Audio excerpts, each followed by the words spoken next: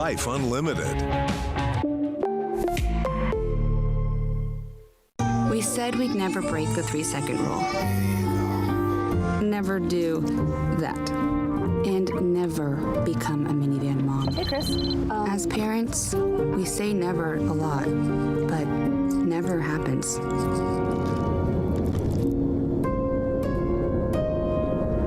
So when you say you'd never leave your child in a hot car, know it can happen. Before you leave the car, always stop, look, lock.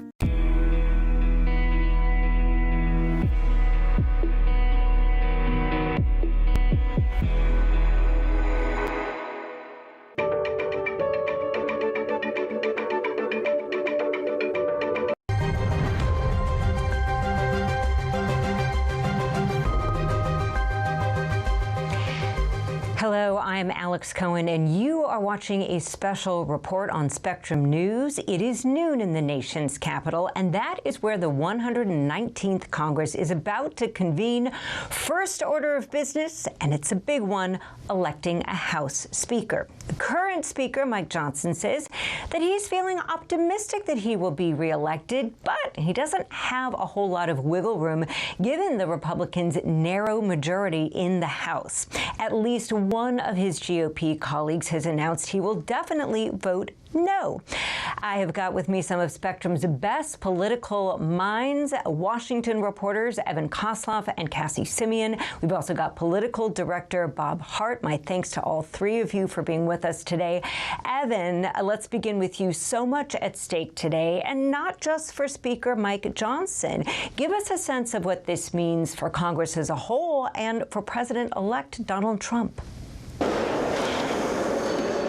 Right, well, let's talk about the math that we're talking about here in Congress, where House Speaker Mike Johnson is facing just an incredibly slim margin, 219 to 215, because Congressman Gates will not be joining, even though he was elected. So that means it's that tiny 4-seat margin. And really, if House Speaker loses 2 Republicans, assuming all Democrats vote no, if he loses 2 Republicans, then he would not be able to hold on to his seat. So that's a really big deal when we're talking about just 2. As you mentioned, we already have 1 Republican that has gone on record to say that he's a no vote. And that means that we're looking at a handful of other Republicans to see if we have any other Republicans that are going to come out against the House Speaker, which would launch us into the territory that we found ourselves in the past, where we're looking to get consensus about a House Speaker. Now, one thing that he does have going for him, House Speaker Mike Johnson, is that he has support from the party's leader.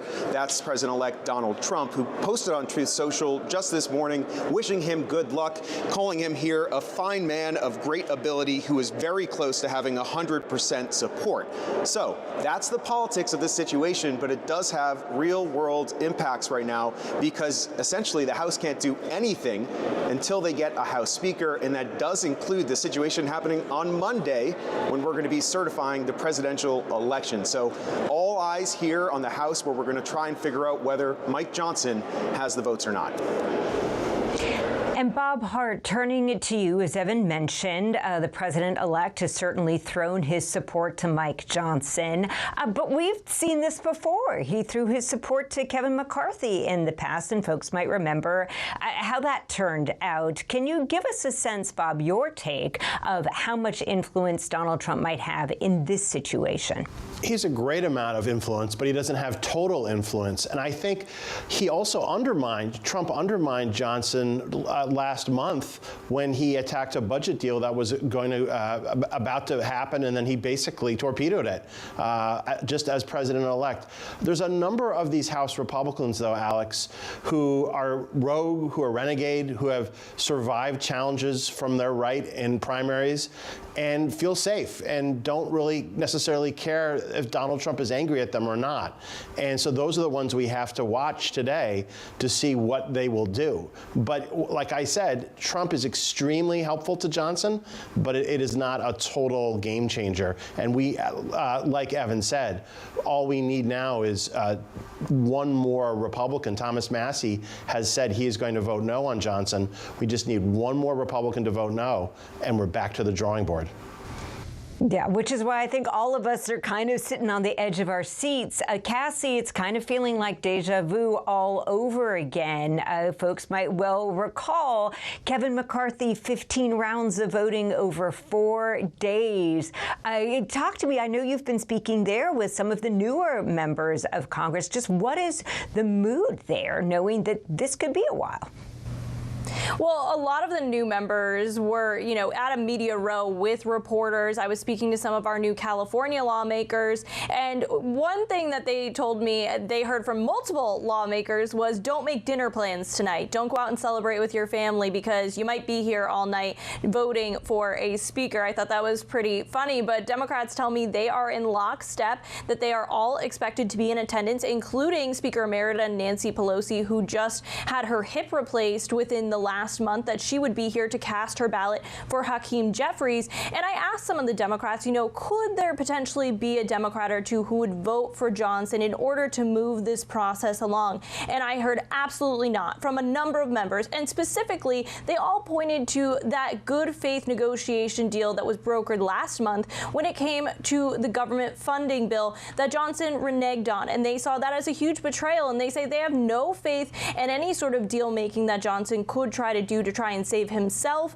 In this situation, Democrats will not be the vote to help push him over the finish line. He's going to have to find the votes within his own caucus. Now, McCarthy, it took him 15 rounds in 4 days. Johnson has been trying to hold meetings with some of those who could potentially vote against him to try and, prepare ahead of time what he was up against. Whether or not that was successful, we'll have to wait and see, Alex. But we will know pretty quickly when it comes to this roll call whether or not he has the votes. There are a number of people ahead of Massey in the alphabet who voted against McCarthy in at least the first 3 rounds. That will be called first before Thomas Massey. So we'll know pretty quickly whether or not he has the votes. Yes, this is where alphabetical order does make a difference. And I want to let our viewers know that the numbers you saw on the screen was not a vote on Mike Johnson, rather a quorum vote. Evan, let's go to you. If it's not going to be Mike Johnson, who else might it be at this point in time? We ran through a lot of names the last time around. Well, that is the big open question, because as we saw, and as Cassie saw firsthand, might have some PTSD looking back on that time, but as she saw firsthand, is that it's hard to find that consensus when you have such a slim margin, and that's when we might see some of those divisions come out. It could be somebody that's already sort of a consensus person that's in the leadership already, somebody like Steve Scalise, for example, or Tom Emmer might throw their names into the ring, but then they would also face others like Congressman Jim Jordan, for example, perhaps another person that has tried in the past and is a little more, of a conservative firebrand and might face more opposition from moderate Republicans there. So, if it's not Speaker Johnson, then it becomes the big question of who of all these people here would try to take that seat from him. I should also notice, I should say, rather, that it doesn't need to be a lawmaker. It doesn't need to be a member of the House. Anybody could be a House Speaker. You, me, anyone. And that's why we have heard some names floated, including Elon Musk. Now, would that get the votes? That would be pretty unlikely, but it is something to pay attention to, that anybody can be a House Speaker, does not need to be a lawmaker. Yeah, Matt Gaetz, for example, he has a new job, but who knows? Bob, we just have a few moments left, but Evan mentioned that word consensus. Compare and contrast, when Democrats had the majority, do we see this kind of disarray, as some might say?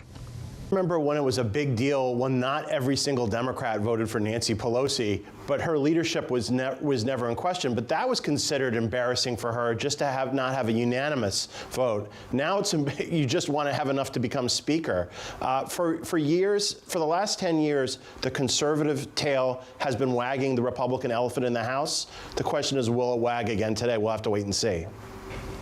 Bob, Cassie, Evan, thank you so much for your time. We will be back shortly before the first round of voting begins. Thanks to you all at home for watching. I'm Alex Cohen. We will have more news now right here on Spectrum News.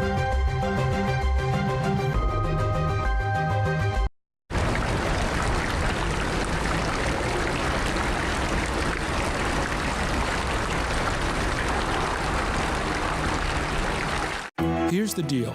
Following the election, people need a place to explore national issues that have an impact on their community. To understand those issues better, we're bringing together our team of local political journalists from across the country to break down what's happening. So join us every week to catch up on the key stories making a big difference across the nation and in your local community.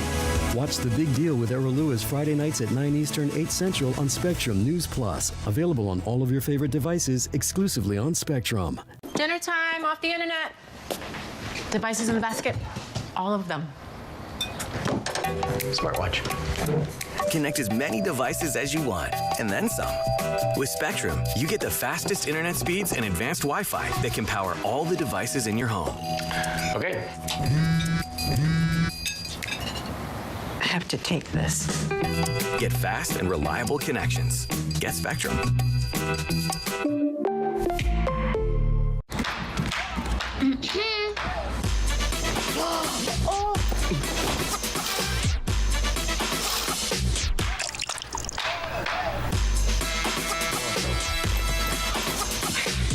You're not gonna get it all right. Just make sure you nail the big stuff. Mama! Like making sure your kids are in the right seat for their age and size. Get it right at nhtsa.gov/the-right-seat.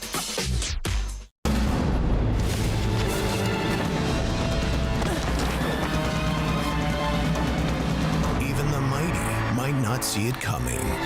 It's prediabetes, and it captures 1 in 3 adults. But you can escape. Take the 1-minute prediabetes risk test to know where you stand and prevent or delay type 2 diabetes. Be your own hero on smartphones everywhere at doihaveprediabetes.org.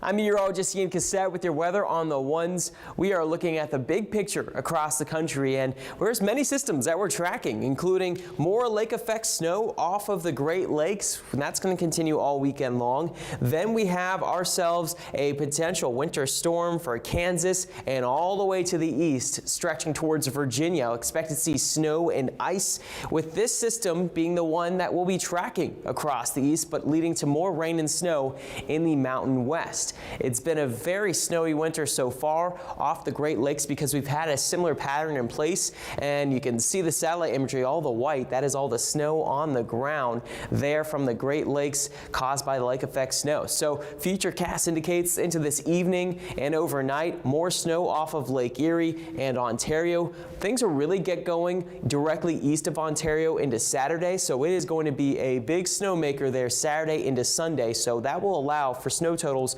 over a half foot in Syracuse and central New York. More snowfall, reaching more than 6 inches of snowfall and up to a foot of snow potentially there off of Lake Erie. So there's the system, and the truly cold air, that's all the purple, that's a Canadian cold air.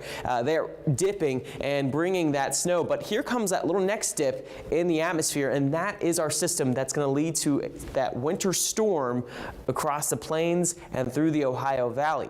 Temperatures over the next few days, look how cold it's going to get. At Kansas City, below freezing, in the teens by Monday. Minneapolis, the teens through the next few days. Temperatures will be plummeting in the east behind this system. And here's where it's at right now, just off the coast of the Pacific Northwest. There you see it spinning. This is going to lead to very impactful weather from Kansas all the way to Virginia. And we're going to detail what you can expect this weekend coming up with your weather on the ones in the next 10 minutes.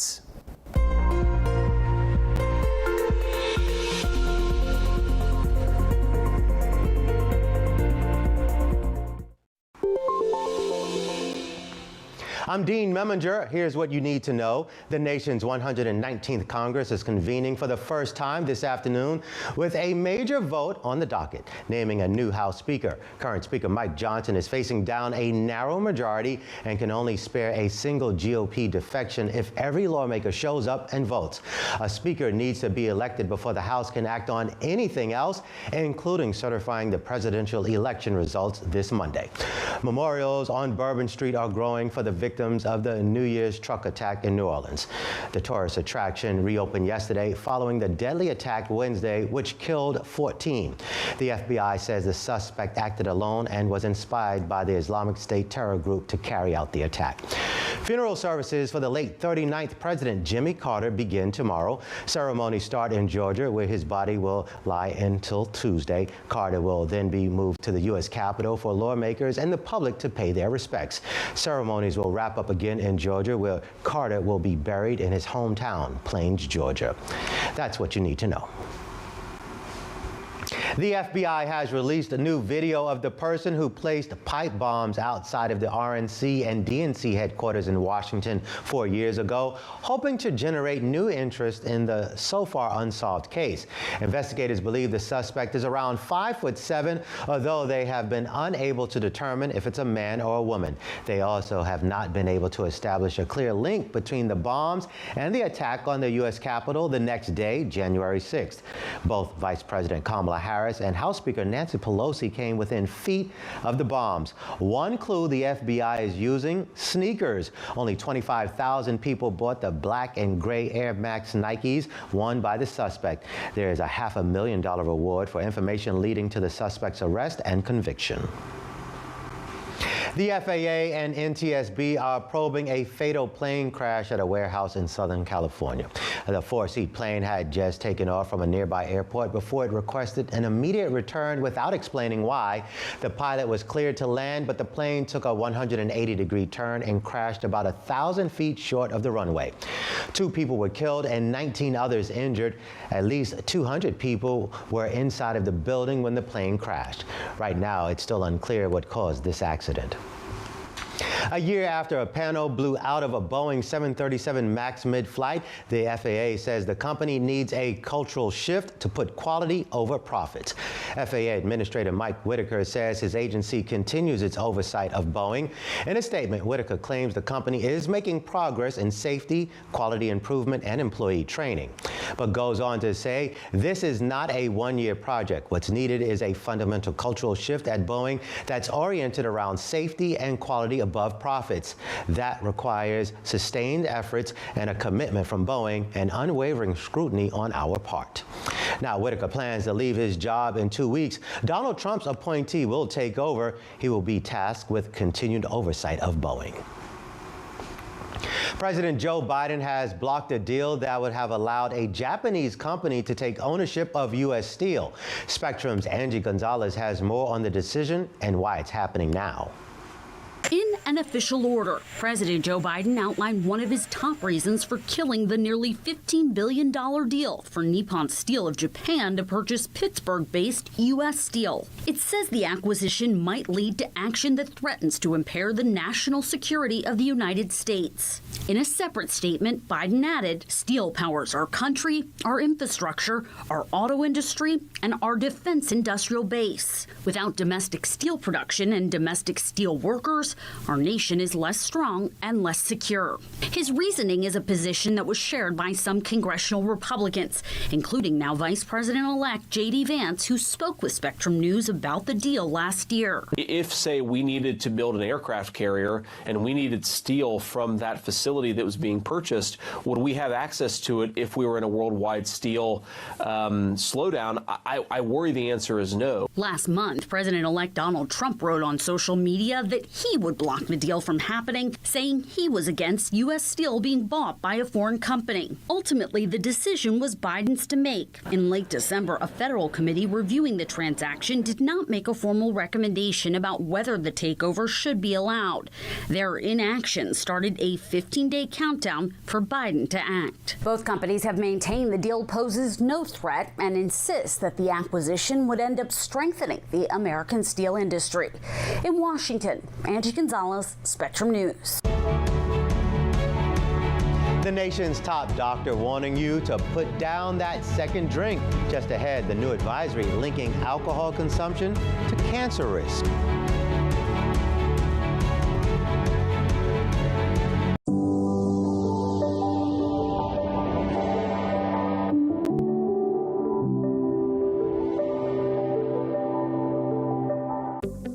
Spectrum News Plus.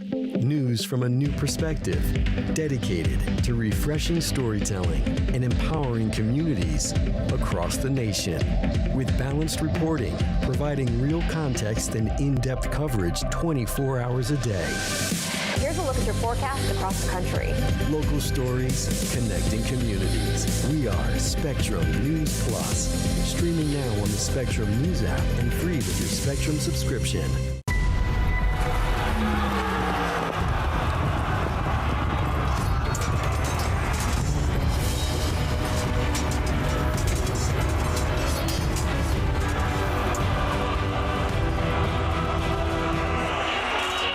When you know you can go anywhere because you have a connection that's built for everywhere. That's life unlimited. That's Spectrum. Food isn't just fuel to live, it's fuel to grow. My family relied on public assistance to help provide meals for us.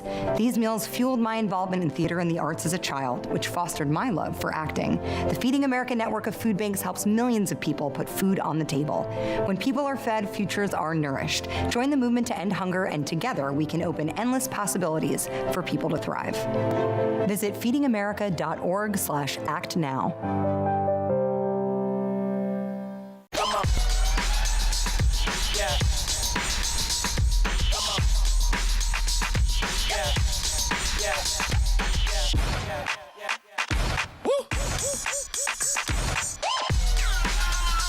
You're not going to get it all right.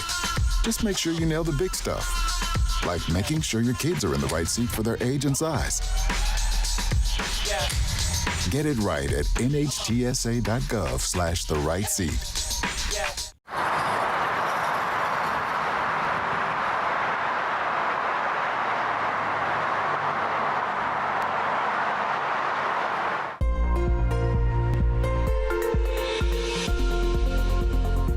I'm meteorologist Ian Cassette with your weather on the ones. This weekend we are going to see a very impactful winter system that could bring snow totals some places have not seen in years. We have a low pressure system that will move onshore from the Pacific Northwest and then make its way to the plains, bringing a mixed bag of snow, ice, and rain. Farther south you are, more likely you are to see rain and ice, and then farther north, vice versa, you're going to see the snow. But from Roanoke to Louisville, St. Louis, all expected to see that mixed bag system. We have winter storm watches in effect from Kansas through the Ohio Valley. More watches will go in effect as we get closer to the latter half of the weekend. Likely by tomorrow into Sunday, we'll see those watches issued for Virginia and for West Virginia with this system.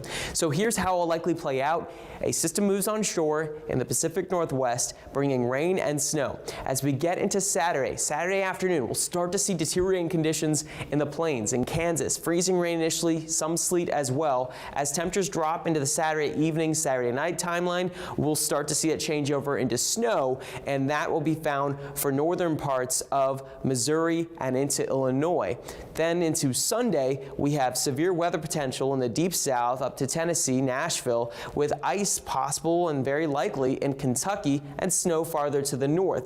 By Monday morning, the morning commute looks pretty rough in D.C. and Baltimore. Monday morning, we've got all snow here into Monday morning, and then farther south, we've got rain in the Carolinas. But we are going to be looking at a widespread 6+ inch snowfall from Kansas City through Louisville all the way to D.C. The areas that are most likely to see snow again are on the northern side of this ribbon. On the southern side, you're more likely to see a mix with freezing rain cutting into those totals. Remember, sleet and freezing rain really can take away a lot of moisture that could have gone towards snow, and this is probably going to be a very wet snow given the amount of moisture with it. So with that said, ice is very likely here for this same area, Springfield to Bowling Green, Louisville. Ice is going to be a complicating factor. It will make for dangerous roads and also potential for power outages. So be weather aware and continue to check in for more updates. Kansas City and St. Louis seeing those big impacts and much colder air that will be ushering in behind the system going into next week.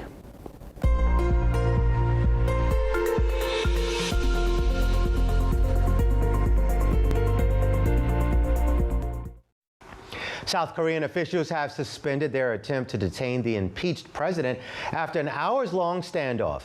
1 month after President Yoon Suk-yeol declared martial law, roughly 80 police officers attempted to arrest the leader today, though they were blocked by an inhuman wall of nearly 200 members of the president's security team. Investigators had to call off the attempt, citing the safety of the people on the ground. Yoon's warrant is valid until Monday and can be extended. The nation's top doctor is calling for cancer risk warnings on alcohol, just like you see on cigarettes. The U.S. Surgeon General released the new advisory today on the link between alcohol consumption and increased cancer risk. Now, alcohol is the third leading preventable cause of cancer in the U.S. after tobacco and obesity. Spectrum's Katie Streit has the latest for us.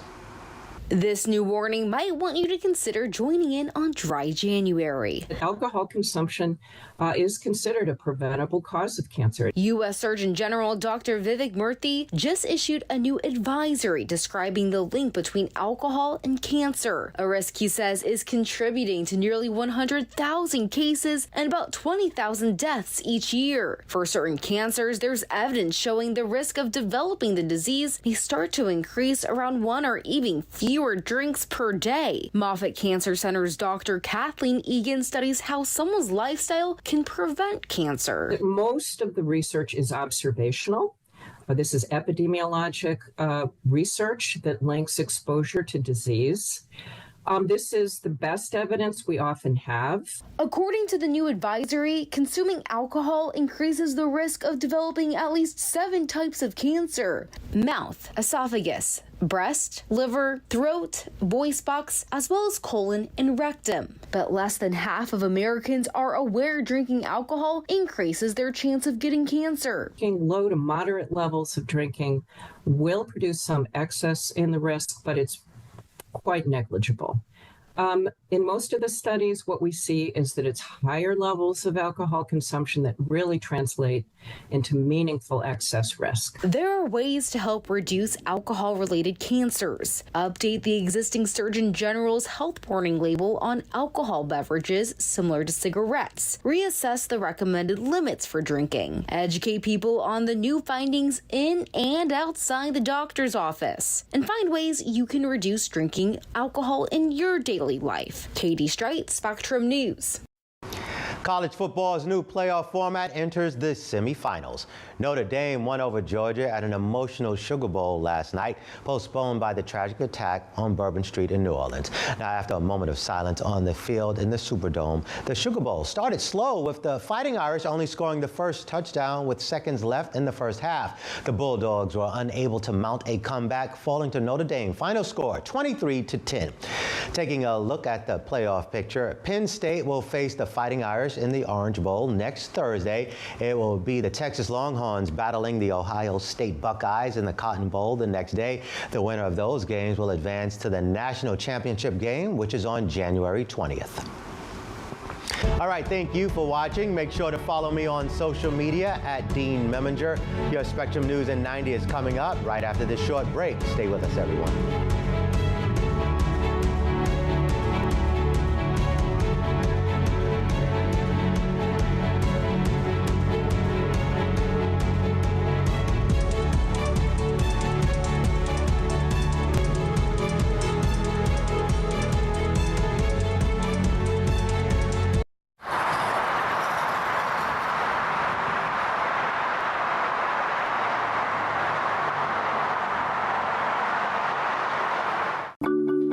Tell my son, I love you every single day. I love you. Now, my dad has never said that to me. Not because he doesn't love me, but because culturally it wasn't comfortable for him. Now that he's a grandfather, he says, I love you to my son every time he sees him. My advice to all the fathers out there, forget the cultural restrictions. They grow up way too fast for you to waste even a single precious moment. At Spectrum Enterprise, we give over 80% of the Fortune 500 the technology solutions they need to meet their growing business demands. Whether it's ultra-fast connectivity, seamless transactions, safe and secure data, or reliable always-on technology, these businesses demand better, and we're here to deliver it. Get a network you can rely on with our 100% uptime SLA guarantee. Sometimes in life, in order to move forward, it helps to look back. To learn from the pioneers and trailblazers. To gain inspiration from those who came before us. To show us what it means to act with empathy and to show that love has no labels. Join WWE and Love Has No Labels throughout the year in celebrating people from all communities and heritages. Because when love has no labels, that's a love we can all fight for. Women are bad with money. That's what the world's been saying for centuries. But now we've got something to say. Save it. It's time to save ourselves by saving our money. Until we're no longer 80% more likely than men to live in poverty in retirement. Save it. The falsehoods, the feelings of fault. Then, the funds. Learn how to save for your retirement at wesaysaveit.org.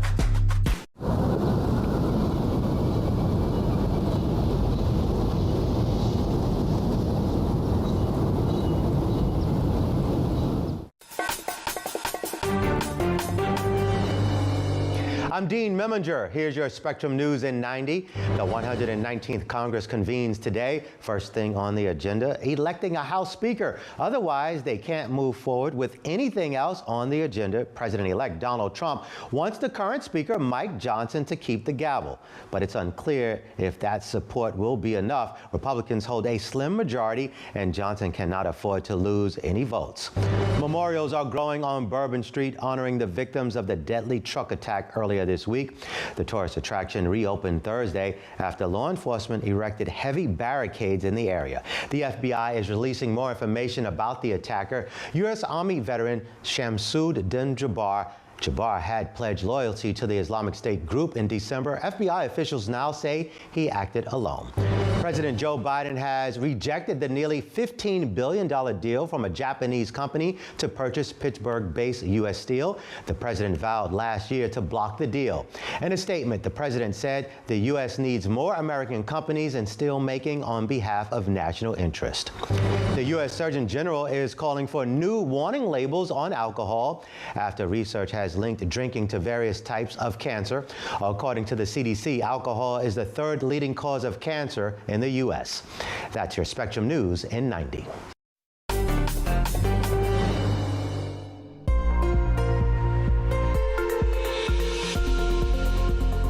I'm meteorologist Ian Cassette with your weather on the ones. Our forecast focus, it's all about winter here in January with that cold and snow that is expected across much of the country from the Pacific Northwest to the Great Lakes here into this weekend, and a major winter storm that's expected to develop in the plains and head eastward towards the mid-Atlantic. We'll have plenty more Arctic air to follow that system, and I'll have more details on this with your weather on the ones.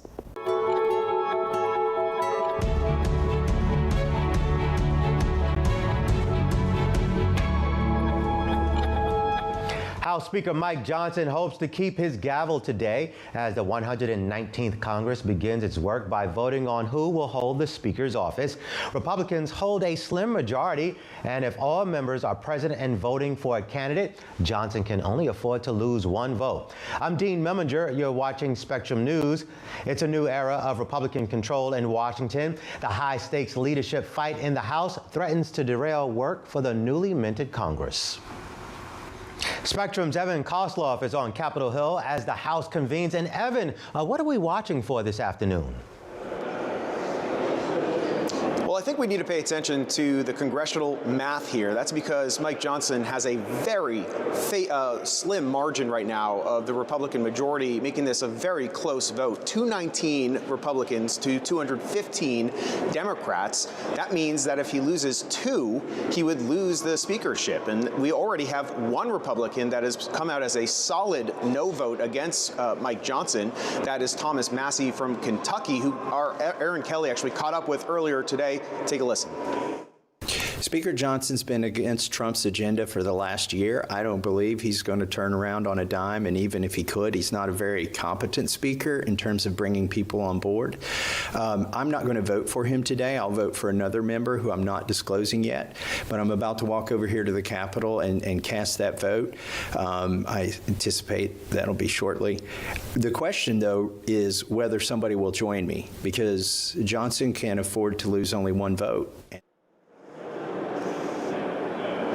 Some good analysis right there. That is accurate. He could only lose one more, and that's why all eyes are on a handful of other Republicans that in the past have complained about Mike Johnson. And so the question is, will they join Massey, essentially blocking him on a first vote from becoming the Speaker? Now, one thing going for Mike Johnson is he does have the support of the leader of the party. That's President-elect Donald Trump, who posted on Truth Social just this morning wishing him good luck, calling him a fine man of great ability. But listen, this has some real-life practical impacts because the House essentially can't do anything until they choose their Speaker. And on Monday, they're going to have the certification of the presidential election. So there's really important business that needs to be done here on Capitol Hill. And the question is, will they have a House Speaker to do so, Dean? All right, a lot of drama there in D.C. Evan, thank you. Turning to Wednesday's terror attack in New Orleans, the White House has announced President Joe Biden plans to visit the city next week. The president and First Lady Jill Biden on Monday will meet with victims' families and community members impacted by the attack. 14 people were killed, dozens wounded in the truck attack during the early hours of New Year's Day. The FBI maintains the suspect acted alone and was 100% inspired by ISIS. Spectrum's Brian Scott is on the ground in New Orleans. And Brian, what is the mood today on Bourbon Street after reopening yesterday? Yeah, Dean, it's a very emotional mood, a very somber mood. Probably one of the more somber days we've seen out here in New Orleans so far, as after a lot of talk about the attacker in this situation, the focus out here today is really on the victims and remembering their lives. We've seen a lot of makeshift memorials like the one behind me popping up across the French Quarter, people placing flowers and shedding tears looking at the faces of the 14 people killed in that New Year's Day attack. Among them, a former college football player, 2 recent high school graduates, and several young parents. We're also hearing from the parents of one of those victims, Matthew Tenedorio, only 25 years old. They believe he actually ran toward the chaos to try to help that morning. The biggest heart. But this morning, the gravity of the situation really hit home, and I just realized that I will never see my son again, and I just broke down, and honestly, my heart is broken. You can really feel that heartbreak all through downtown and definitely even on Bourbon Street, where it's far from the usual party atmosphere you feel down there. People are much more somber, and they're stopping at each of these memorials to really take a look and reflect as the FBI and police continue their investigation into this heinous attack. Dean. Brian Scott in New Orleans, thank you so much. Funeral services begin tomorrow for late President Jimmy Carter. The 39th president will first be honored in his home state of Georgia before heading to Washington, D.C. Now, our national political reporter, Taylor Populars, joins us from outside of the Carter Center in Atlanta. Now, Taylor, walk us through what to expect in the coming days.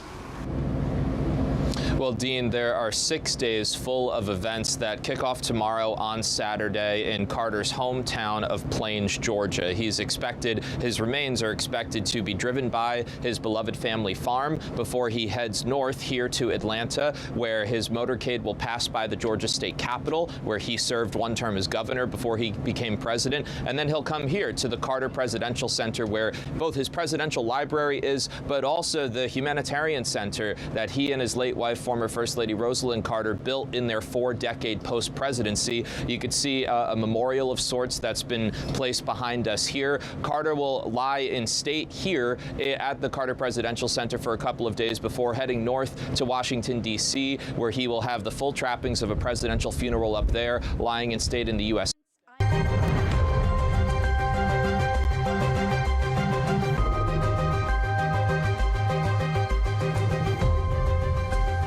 Hello, I'm Alex Cohen, and you are watching a special report on Spectrum News. In just a few minutes, lawmakers will vote on a House Speaker. Current Speaker Mike Johnson is optimistic that he will take the gavel once again. That said, the Republican is facing some opposition from some of his colleagues, and with such a narrow majority on this day, Mike Johnson cannot afford to lose more than to Republicans in this crucial vote. Democrats will be united behind House Minority Leader Hakeem Jeffries, who is being nominated later on today. Right now, we are hearing from Lisa McClain. Let's take a listen. To get back to normal and to get back to the real issues that the country faces right now. People want the opportunity to take care of their families. They simply want to provide for their children and give them a prosperous future. And ladies and gentlemen, we have the opportunity today to do just that. We have an opportunity to take our country back. With Speaker Mike Johnson, Senate Majority Leader John Thune, and President Donald J. Trump in charge,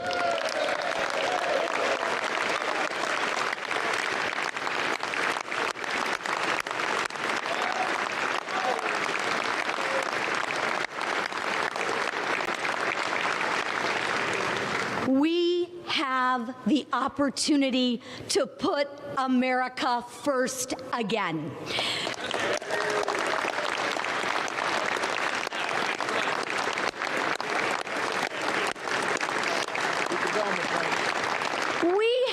An opportunity to do something about crime. We have an opportunity to do something about the border. And we have an opportunity to take care of our veterans. We and every single member in this chamber and those of you watching at home and on TV should be looking forward, knowing that America will be respected again. Our country is the last bastion of hope. If we fail, then who? This is why we are focused on the issues that the majority of Americans care about: God, family, country, faith, freedom, and traditional American values.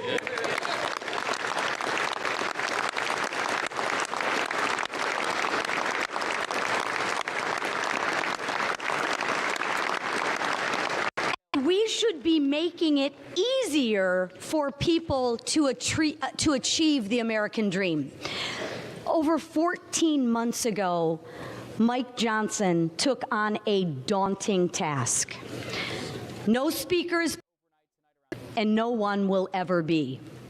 However, achieving perfection requires incremental gains and hard decisions along the way. None of us will get exactly what we want.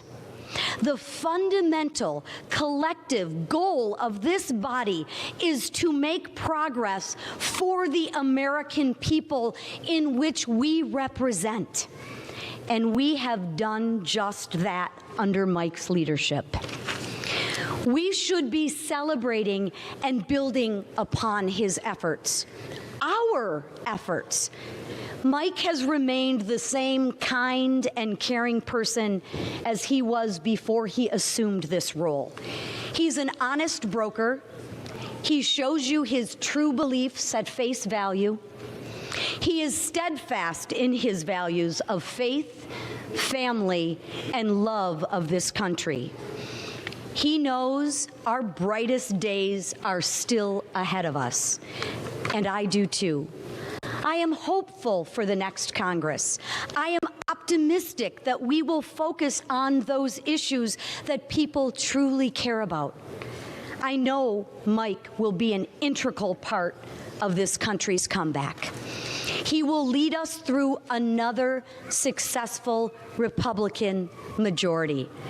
As chairwoman of the Unified House Republican Conference, I can say proudly that we are ready to govern. All right.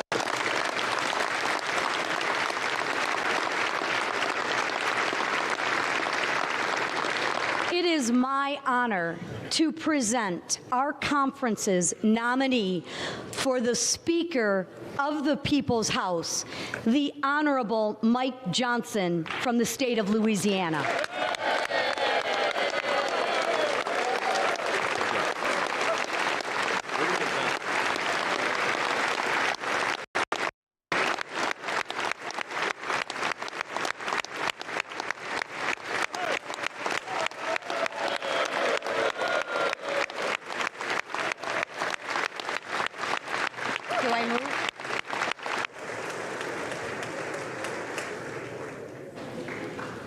The clerk now recognizes the gentleman from California, Mr. Aguilar. Thank you, Mr. Clerk.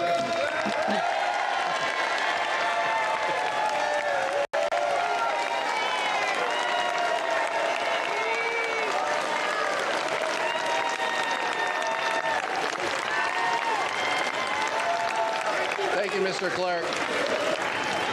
Thank you, Mr. Clerk. I've had a little bit of and clearly my colleagues took notice. I rise to place a name in nomination, but first I want to acknowledge my colleague from Michigan for her heartfelt and personal nominating speech. As someone who's given a few of these, I can say you served your conference well, Representative McClain.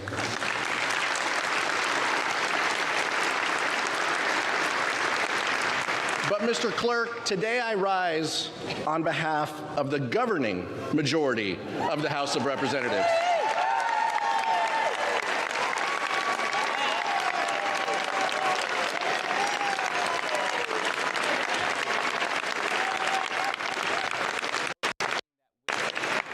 The American people have sent a strong message that they want their elected leaders working together to tackle the affordability crisis. There is only one leader in this chamber with a track record of compromise, conviction, and compassion.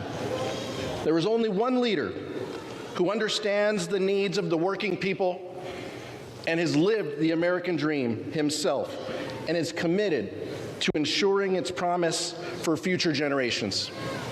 There is only one leader who knows how to negotiate a bipartisan deal and then stick to that deal.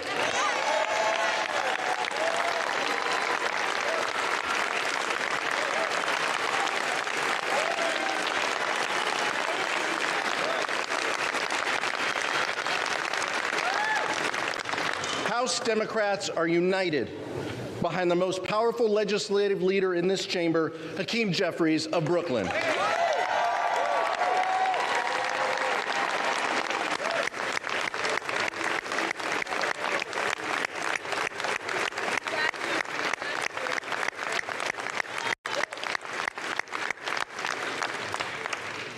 House Democrats, under the leadership of Hakeem Jeffries, are committed to bipartisanship and common sense solutions to America's most pressing challenges.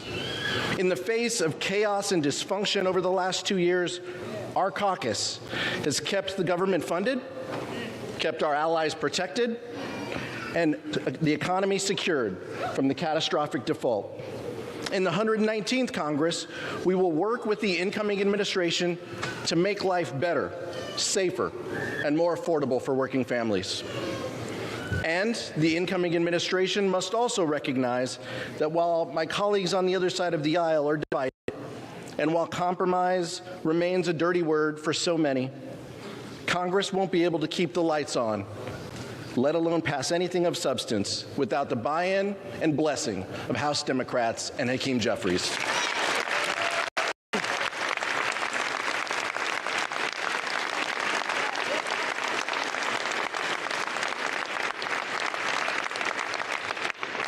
Make no mistake, Democrats want to bring down the cost of living, build more housing, and lower the cost of everyday items like food, medicine, and childcare.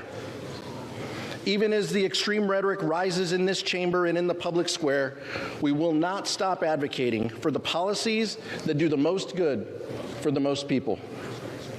Because of Hakeem's leadership, we will never abandon our values or sacrifice our bedrock principles of freedom and democracy. When America's enemies abroad threatened our democratic ally, Ukraine, when terrorists attacked our strongest ally, Israel, it was Hakeem Jeffries and House Democrats who delivered the votes and stood tall for America's national security.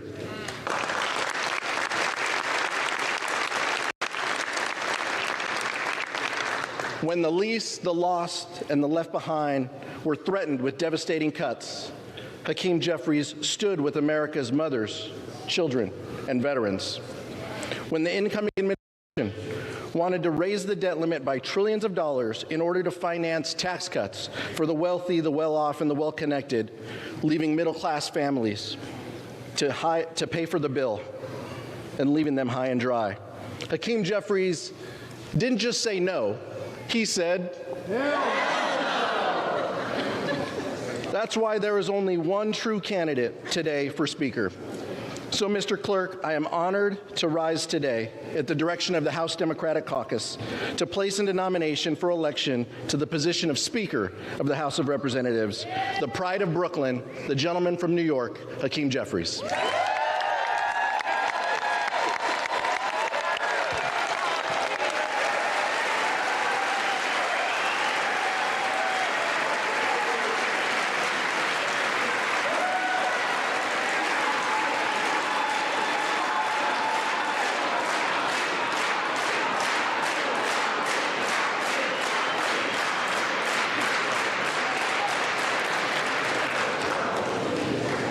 The names of the Honorable Mike Johnson, a representative-elect from the state of Louisiana, and the Honorable Hakeem Jeffries, a representative-elect from the state of New York, have been placed in nomination. Are there further nominations? There being no further nominations, the clerk appoints the following tellers. The gentlewoman from North Carolina, Ms. Fox. The gentleman from New York, Mr. Morelli. The gentleman from Wisconsin, Mr. Stile, and the gentlewoman from California, Mrs. Torres. The tellers will come forward and take their seats at the desk in front of the Speaker's rostrum.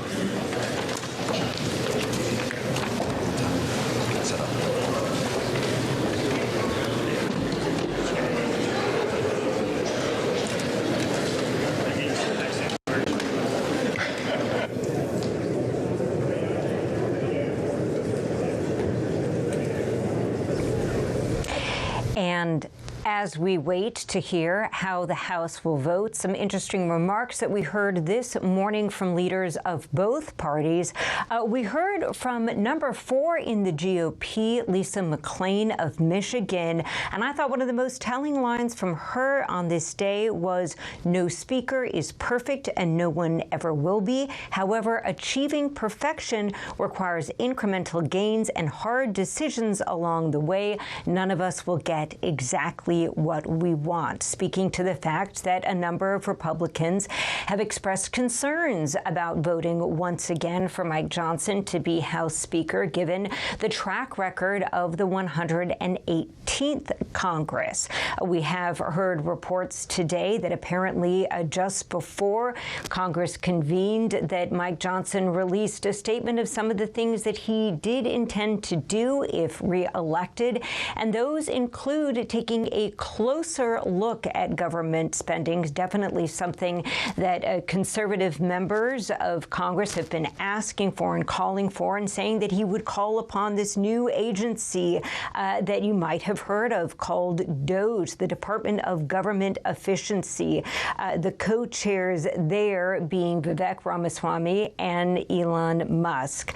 We also heard from Pete Aguilar of California talking about their choice to be House Speaker, and that would be none other than Hakeem Jeffries, saying that he's the only leader who knows how to negotiate a bipartisan deal and then stick to that deal. I'd like to bring in now Evan Kosloff, who is there in Washington, D.C. And Evan, can you talk us a little bit through the process that we can expect to see today as Congress casts this vote? And let's start with some numbers. I think that would be helpful because the math has changed a little bit. We had one Democrat that's actually not here, which gives a little more wiggle room to Mike Johnson to get this through.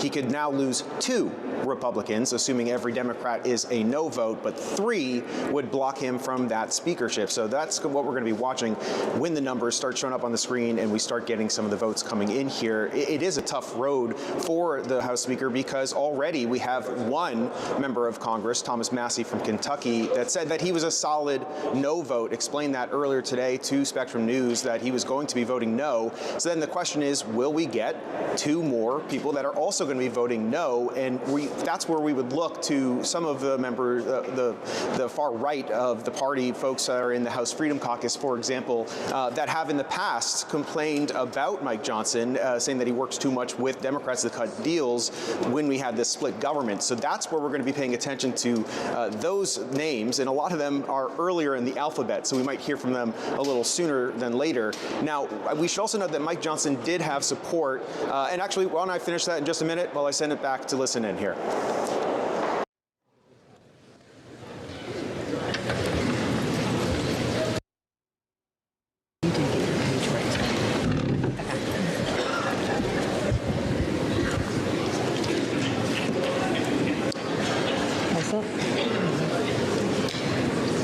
Adams. Jeffries. Adderholt. Johnson. Aguilar. Jeffries. Alford. Johnson. Allen. Johnson. Amo. Jeffries. Amode of Nevada. Johnson. Ansari. Jeffries. Arrington. Johnson. Auchincloss. Jeffries. Babin. Johnson. Bacon. Johnson. Baird. Johnson. Balderson. Johnson. Ballant. Jeffries. Barr. Johnson. Bedagan. Jeffries. Barrett. Barrett.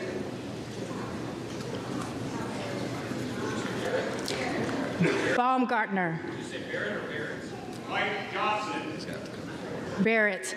Johnson. Wait, you're going back to Barrett? Okay. Barrett. Barrett Johnson. Johnson. Baumgartner. Mike Johnson. Johnson. Bean of Florida. Mike Johnson. Johnson. Beatty. Hakeem Jeffries. Jeffries. Begich. Mike Johnson. Johnson. Bell. Hakeem Jeffries. Jeffries. Bentz. Johnson. Johnson. Vera. Jeffries. Bergman. Johnson. Beyer. Jeffries. Weiss. Johnson. Biggs of Arizona. Biggs of Arizona.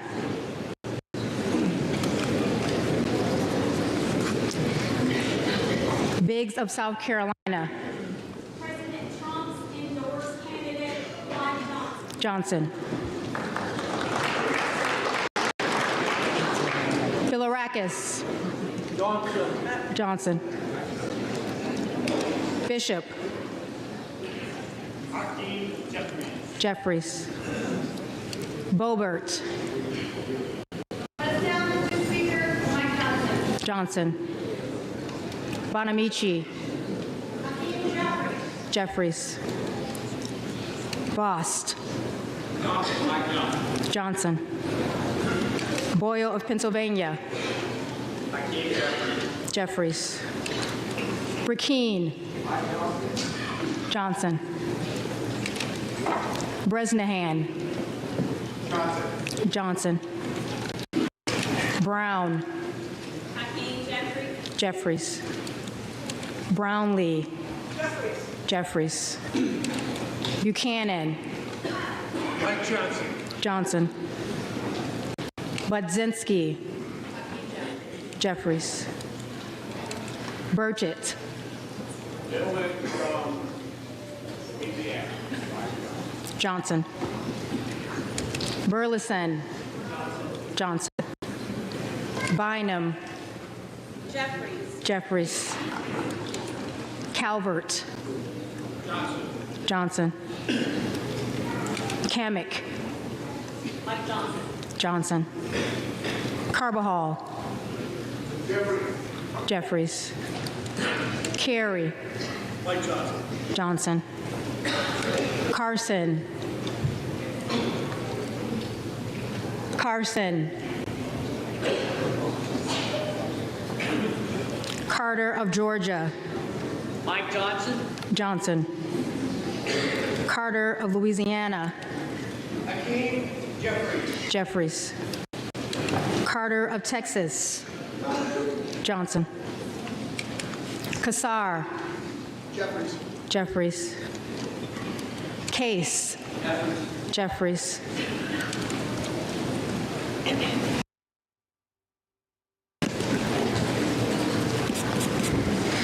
Caston. Jeffries. Castor of Florida. Jeffries. Castro of Texas. Jeffries. Shifterless McCormick. Hakeem Jeffries. Jeffries. Chu. Hakeem Jeffries. Jeffries. Siscomani. Mike Johnson. Johnson. And as we are going down the roll call, so far we've heard every Republican member of the House vote for Mike Johnson, with one exception. That would be Andy Biggs of Arizona, who is there in the building but did not cast a vote. And as expected, all of the Democrats voting for Hakeem Jeffries. Let's listen to more of the vote. Cloud. Cloud. Clyburn. Jeffries. Jeffries. Clyde. Clyde. Cohen. Jeffries. Cole. Mike Johnson. Johnson. Collins. Mike Johnson. Johnson. Comer. Johnson. Conaway. Jeffries. Connolly. Jeffries. Correa. Jeffries. Costa. Gentleman from Brooklyn, Hakeem Jeffries. Jeffries. Courtney. Jeffries. Jeffries. Craig. Jeffries. Crane. Johnson. Crink. Johnson. Crawford. Johnson. Crenshaw. Johnson. Crockett. Jeffries. Crow. Jeffries. Cuellar. Jeffries. Davids of Kansas. Jeffries. Davidson. Johnson. Davis of Illinois. Jeffries. Davis of North Carolina. Jeffries. Dean of Pennsylvania. Jeffries. DeGette. Jeffries. De La Cruz. Johnson. DeLauro. Jeffries. Del Bene. Jeffries. DeLuzio. Jeffries. DeSaulnier. Jeffries. Desjardins. Johnson. Dexter. Jeffries. Diaz-Balart. Johnson. Dingle. Jeffries. Doggett. Jeffries. Donalds. Johnson. Downing. Mike Johnson. Johnson. Dunn of Florida. Johnson. Johnson. Edwards. Johnson. Elfreth. Jeffries. Elzie. Johnson. Emmer. Johnson. Escobar. Jeffries. Espaillat. Hakeem Jeffries. Jeffries. Estes. Mike Johnson. Johnson. Evans of Colorado. Johnson. Evans of Pennsylvania. Jeffries. Ezell. Johnson. Fallon. Fourth District of Texas votes rally for Mike Johnson. Johnson. Fedorchak. Johnson. Feenstra. Johnson. Fields. Jeffries. Figures. Jeffries. Finstad. Johnson. Fishbach. Johnson. Fitzgerald. Johnson. Fitzpatrick. Johnson. Fleischman. Johnson. Fletcher. Jeffries. Flood. Johnson. Fung. Johnson. Foster. Jeffries. Fushi. Jeffries. Fox. Johnson. Lois Frankel. Jeffries. Scott Franklin. Johnson. Friedman. Jeffries. Frost. Jeffries. Fry. Johnson. Fulcher. Johnson. Garamendi. Jeffries. Garbarino. Johnson. Garcia of California. Jeffries. Garcia of Illinois. Jeffries. Garcia of Texas. Jeffries. Gill of Texas. Johnson. Gillen. Hakeem Jeffries. Jeffries. Jimenez. Johnson. Golden of Maine. Jeffries. And the House now taking the vote whether or not Mike Johnson will remain in his post as House Speaker. So far, 3 members of the Republican Party have abstained from voting. That means that they could come back and vote for Mike Johnson, someone else, or just not cast a vote. Let's listen back in to the roll call. Johnson. Goodlander. Jeffries. Gosar. Gosar. Gottheimer. And as members of the House continue to vote on the House Speaker, we are joined now by our panel of political experts. We have Cassie Simeon, Evan Kosloff, and Bob Hart. And I believe, Cassie, that we'll go to you first. There have been a couple of surprises, folks that have been known to be critics of Mike Johnson, who in the end have voted for him. What do you make of that situation?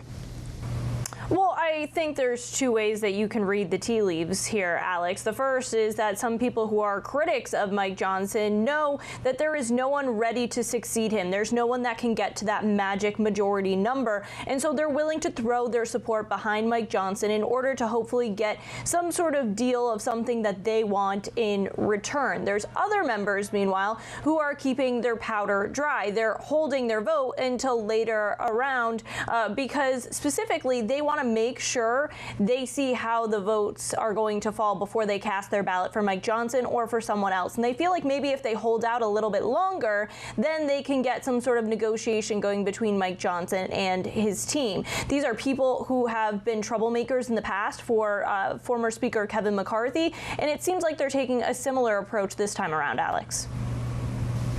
And there's some very interesting calculuses to be made here. Bob Hart, I believe if we have you on the line, maybe you can give us a bit of perspective. The last time that we were in this situation, Kevin McCarthy, he did make some deals, and that might have worked against him. Remind us of what happened there and what that could portend for this particular vote.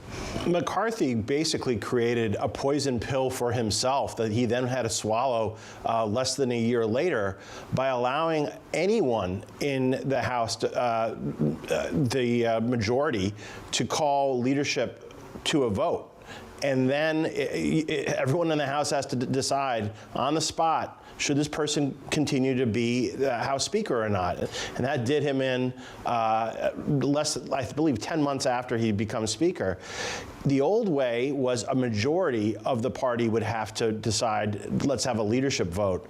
So one thing that some Republicans are hoping is that Mike Johnson does away with this. I don't think he will right now because, like I said earlier, you have the tail wagging the dog, and there's several Republicans who would not sign off on that. But it empowers every single member of the House to potentially bring things to a standstill. And if not everyone is on board with the leadership, they can kick out the Speaker. And so that's what everyone has to deal with now under the current rules that McCarthy allowed. And Evan, turning to you now, this is actually one of those situations where alphabetical order makes a big difference. We go, we start from the A's and work our way down, and we know that one of the big holdouts here is Representative Massey of Kentucky. Can you remind us what he has said? He had some pretty tough words about this vote going into it. Right, if we hold on for the M's, then we know we're getting at least one no against Mike Johnson as the House Speaker. That's Thomas Massey from Kentucky, who told our Aaron Kelly earlier in the day that he will be a no vote there, and he urged everybody that was concerned about the delays this might cause, saying that it's worth having that conversation nonetheless, saying that they could find another speaker, and if it takes a couple votes, that's not something that scares him off. But what we are getting from these early votes are a few clues. I should note that some people that went for Johnson, Burchett, Boebert, Crane, these are some folks that were a little on the fence, and so them going ahead and going for Johnson would be a good sign for him. But like Cassie was saying, the less good sign there is that we have numerous people that have skipped. Biggs, Clyde. These are people that could, if they turn those skips into no's at the end, could derail Johnson as the House Speaker. So all that being said, we're going to be taking notes here. We're going to be watching this vote very closely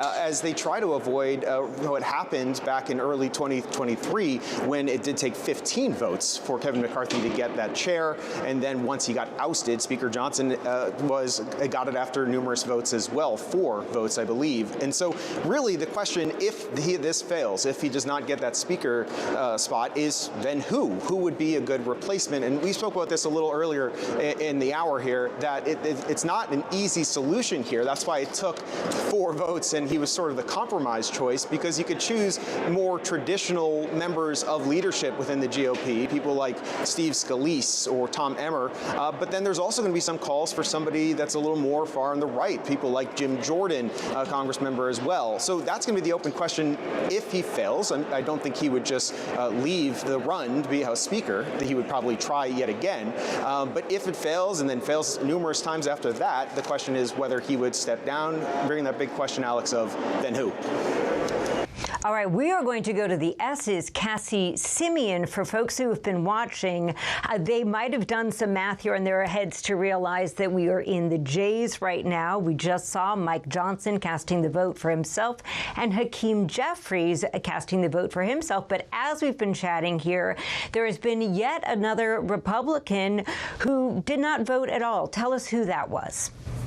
Yeah, so we're seeing 5 right now who have actually skipped their turns, and some of them are some of those individuals who challenged McCarthy previously. We're talking about, Clyde and Cloud, both 2 Republicans who have been a holdout for quite a bit of time, and they were kind of playing it on social media as if they might vote for Johnson, but they might not, and kind of seeing where they could get with negotiations with the potential speaker there. Andy Harris, the new chair of the House Freedom Caucus, he skipped his turn. He is reportedly sitting in the back of the chamber watching this unfold. We will have to wait and see how he will approach his position as House Freedom Caucus chair, whether he will be a foil to the potential speaker, Mike Johnson, or someone else if Johnson can't get the votes. But this is really his first official act, is taking this turn and actually skipping, waiting to see where the votes will fall. They will get a chance to come back around. Anyone who has skipped or gave up their turn, they will get a chance to cast their ballot at the end of this. But that really spelled out trouble for McCarthy when we were going through those 4 days, 15 rounds of votes. 2 years ago, a lot of the holdouts were waiting until the end and then voting for someone else. So maybe they're perhaps taking their cues from Thomas Massie, who said he will not vote for Johnson. He will vote for someone else. He would not disclose to our Aaron Kelly who that would be. So maybe they're waiting to see who he will cast his vote for and then follow suit. Or maybe they will vote for Johnson and they just want to let him sweat it out a little bit. I don't know what the strategy there is, because he has been meeting with members of his conference throughout the last several days to try and iron out any sort of negotiated deal that needed to be made to make sure he had the votes. Not sure, again, what those hangups are. Maybe we'll find out if this does go to a second round. But, they're definitely playing a game here, the tactical game of wait and see, hold on to their vote as long as possible in order to try and cause a little confusion and chaos and perhaps get something that they want from Johnson and his team in order to cast their ballot for him. Thank you for that, Cassie. Bob, I have to say, if I were Mike Johnson, I think back to Kevin McCarthy and the fact that it took 15 rounds, and I would say, I lose a couple of rounds, no biggie. But how big of a deal is it for Mike Johnson if he doesn't make it in the first round of voting? I think it's a real reminder to him, and it will be a real reminder, even if he eventually wins, that his power is very precarious.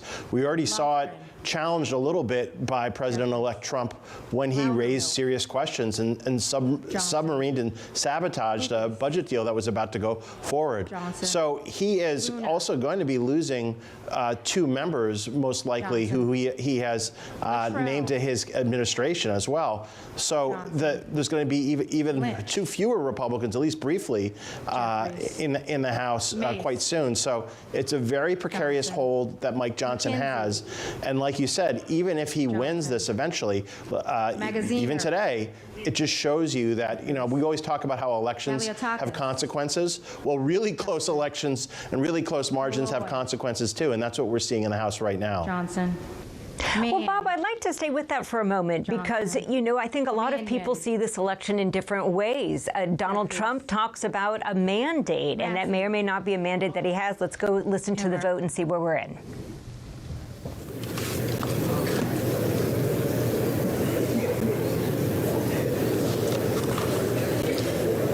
Mast, Johnson.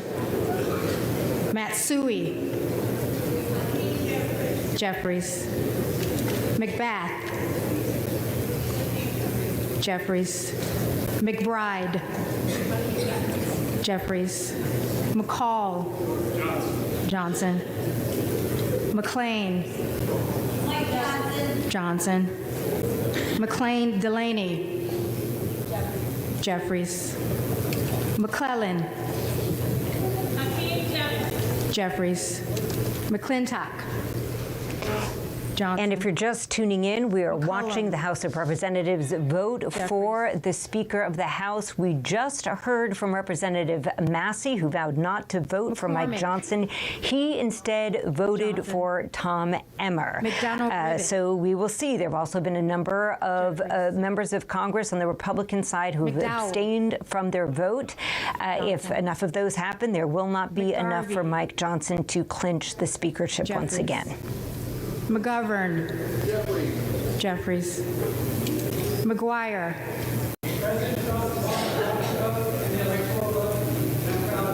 Of Bob Hart. Johnson. Bob. McIver. Jeffries. I'm here. Meeks. Great. Bob, and now that we have you back with us, what I wanted to ask you about was the mood and tone of Democrats on this day. You know, we hear Donald Trump, our president-elect, talk about the mandate that he received given the Republican victories or the Oval Office, the Senate and Congress. But it sounded to me almost as if the Democrats had a more hearty round of applause earlier today than Republicans. What sort of mood do you sense from them right now, even though they do not have the same hold on power here? I think they sort of have a little bit of like the rebels in Star Wars vibe to them right now, that even though they're the outside looking in, they're united. As we've seen, there's no question so far that Hakeem Jeffries isn't going to get every single Democratic vote. We already can say that's not the same for Mike Johnson right now. And to your earlier point, you know, you can govern like you have a mandate if you're Donald Trump, but the fact is he didn't get a majority of the vote, and it was very narrow if you look at the popular vote. And if you look at the Senate, it's 53-47 for the Republicans. And here, you know, it's a razor-thin majority that the Republicans have. So I think if you're Mike Johnson and some of the other leaders, Republican leaders in the House, you need to preach solidarity. And that's what we heard in the nominating speech. Like, if we're not all together, we're not going to be able to get Trump's agenda passed. So there's going to be a lot of pressure on some of these renegade Republicans to get into line. But like I said earlier, some of them already did face primary challenges and fought off those Republican challengers. So, and in Massey's case, you know, he pointed out that his wife died last year, and he said, "I have no Fs to give." Those are his words, not mine. So he doesn't care at all, and there's probably a few other members of the Republican caucus who don't care what Donald Trump or other people have to say, except their constituents. Johnson.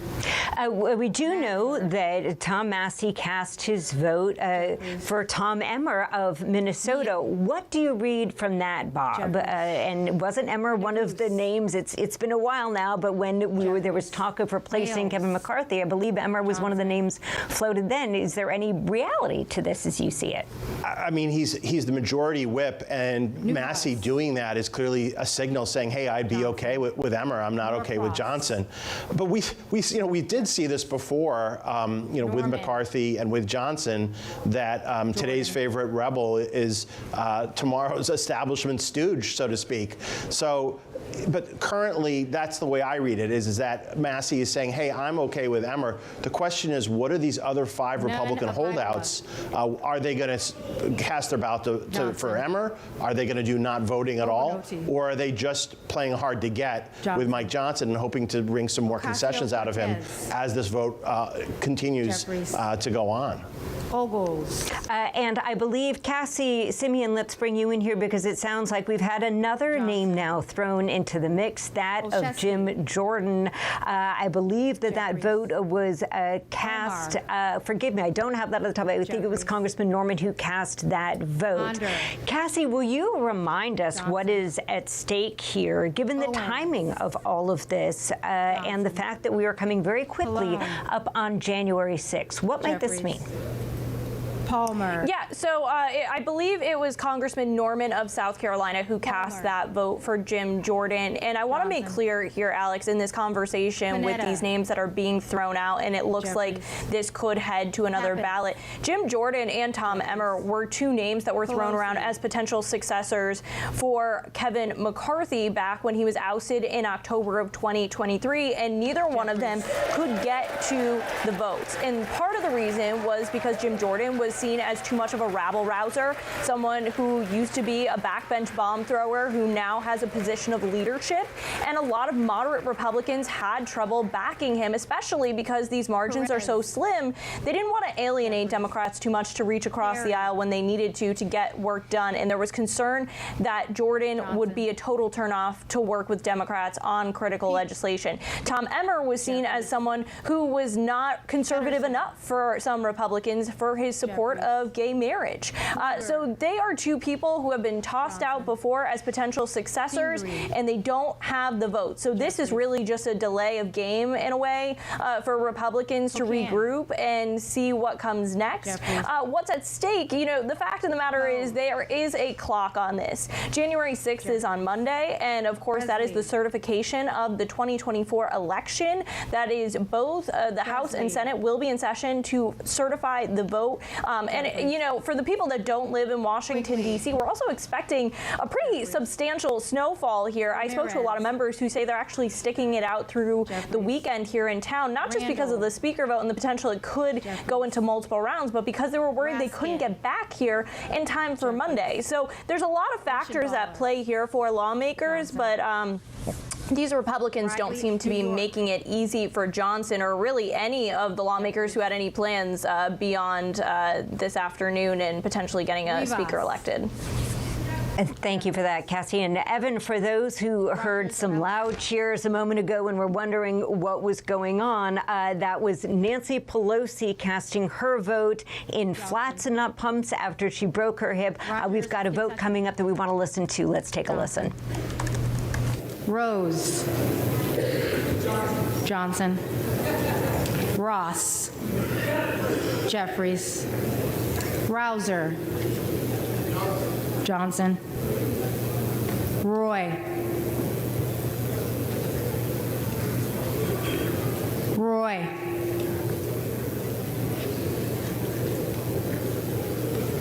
Ruiz. Jeffries. Ruley. Johnson. All right, and Evan Kosloff, it sounds there as if Chip Roy of Texas did not cast a vote. That's not entirely unexpected. Can you remind us about some of the beef that is existing between Chip Roy and Mike Johnson? Johnson. Right, so he was one of those names that we had on the list as possible no's, and so what we have here is that he did skip, is what we're being told here, which brings it up to 6 Republicans that have skipped, along with the 2 that have voted for people that are not Mike Johnson, essentially no votes, and so that would already seem to doom Johnson if the numbers continue, you know, unless we have any surprises, for example, from Democrats. But that is interesting, you know, that they have feuded in the past. He is somebody that supported DeSantis for president, for example, so it does go back a bit here, but he does become the 6th person that skipped. And I just want to talk a little bit about something you brought up before we listen into the vote about them cheering when Pelosi voted for Jeffries there. Democrats are enjoying this. You heard when they were nominating Jeffries, Congressman Aguilar went up there and said that they are the governing majority, is how he phrased it, sort of mocking Republicans for some of the dysfunction that we saw during the 118th Congress. And I did think it was interesting that it was sort of conciliatory, his tone, where he was saying that they want to work with the White House, also saying that Congress won't be able to keep the lights on without the blessing from Democrats. So Democrats certainly enjoying that it looks like it might not pass on this first vote here. All this does have big impacts because, as Cassie was suggesting, on Monday, that's when they're going to have the certification of the presidential vote. Alex. Jeffries. And Evan, let's just talk about what might happen next here, because so far it is really looking like Johnson might not have the vote. It sounds like we got a vote here from the GOP for Byron Donalds. So now there's been a couple of names, a couple of folks who have not cast a ballot yet. Remind us what might happen next if, in fact, Mike Johnson does not have the votes, which appears to be the case.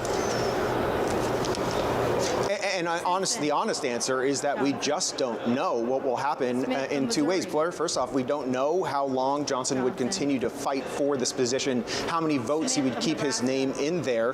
Part of that might be we have to pay attention to what President-elect Donald Trump does. Right now, he has remained supportive of Mike Johnson just this morning, wishing him good luck and calling him a fine man. So he has that support. So that's question number one. Will that continue? And will Johnson stay in this race for Speaker? But then question number two is that if he does go, if he does decide to drop his name, then who would replace him? And just from these names that we've heard, they're from different wings of the party. To have Congressman Emmer be floated, Congressman Jim Jordan, and now Congressman Donalds. I mean, these are different names from different parts of the Republican Party, some of them representing more of the base, others more traditional members of Republican leadership. And so there would be a big fight, as we've seen in the past, when you don't have somebody that is the consensus choice.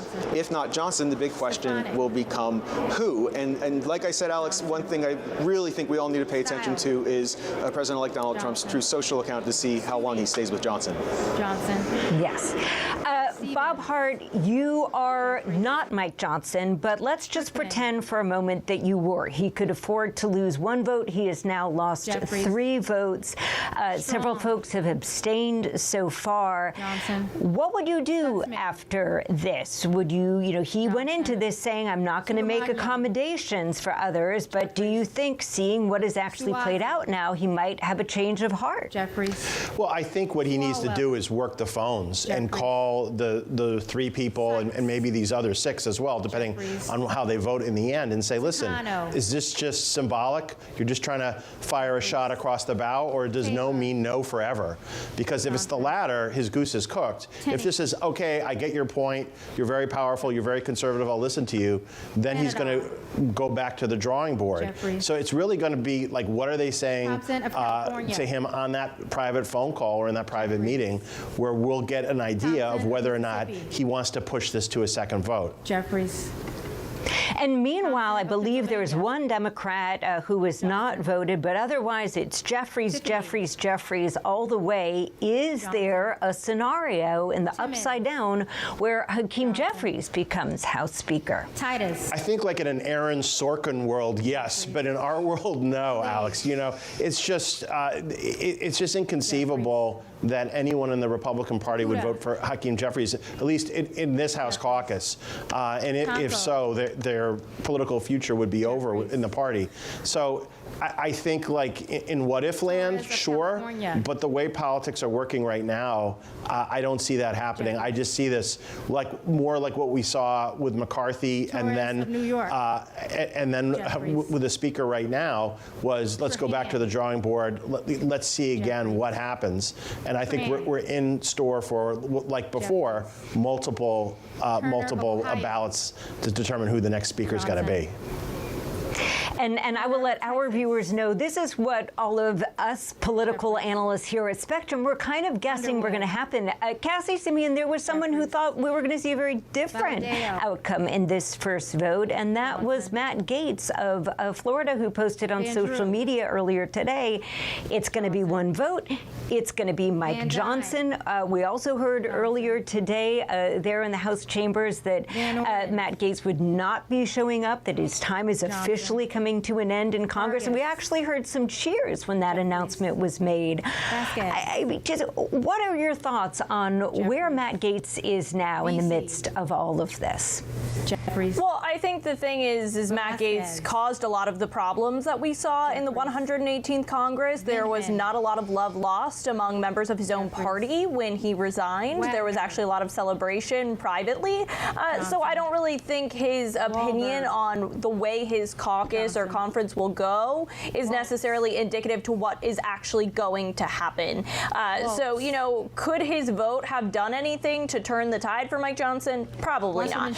But, it is interesting to see what he expected to happen tonight not come to fruition. So, I don't take a lot of stock in what Matt Gaetz says about Congress, specifically considering a lot of the problems in the stalling that we saw when it came to the speaker votes with Kevin McCarthy in those 15 rounds, the ouster of Kevin McCarthy. Those were all decisions that he specifically made and caused. And so a lot of Democrats and Republicans were very happy to see him go, and glad to see that he decided not to stick around for today's vote, even though he technically could have. Westerman. And it sounds like we've got an update here, two updates. One is that there was another no vote from Congressman Waltz, and I'd like to add that our President-elect Donald Trump just posted on his Truth social media, and what he said was the Democrats are all giddy about our magnificent American flag potentially being at half-mast during my inauguration. His air quotes, not mine. They think it's so great and are so happy about it because in actuality, they don't love our country. They only think about themselves. Look at what they've done to our once great America over the past 4 years. It's a total mess. It goes on. Evan, is it any surprise to you? It looks as if perhaps the president-elect is watching. What do you think he is making of this moment, and how upset might he be?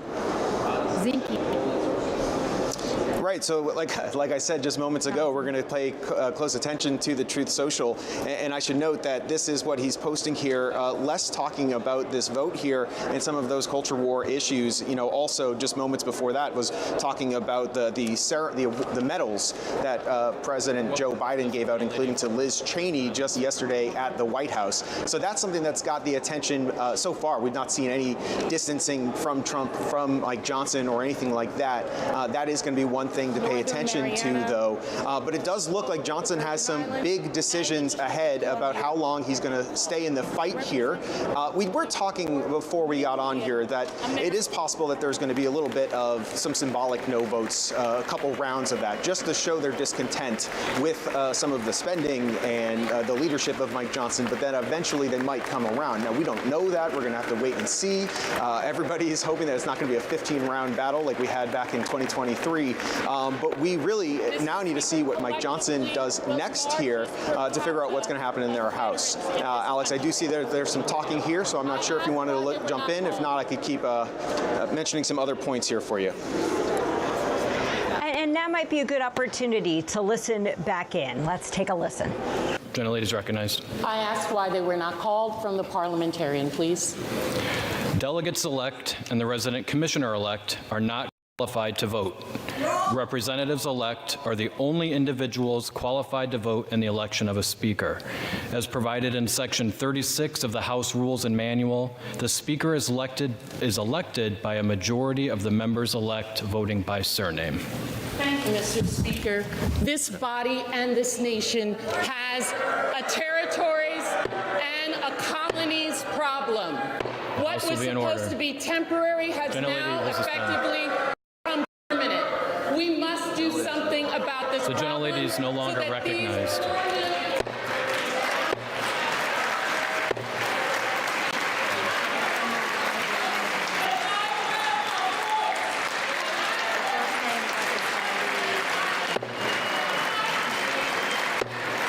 House will be in order.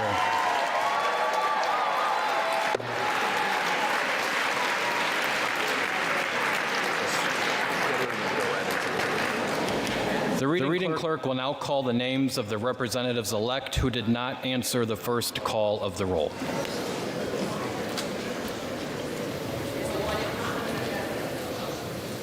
first one I had.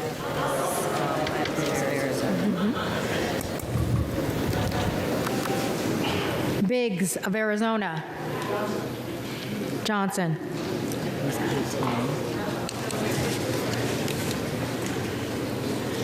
Carson. Carson. Hakeem Jeffries.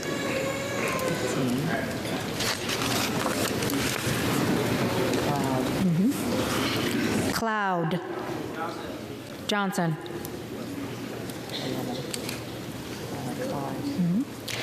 Clyde.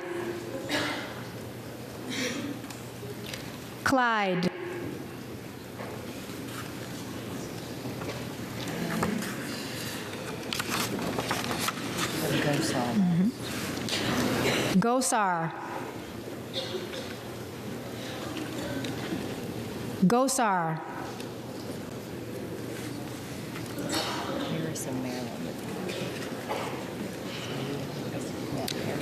Harris of Maryland. Johnson.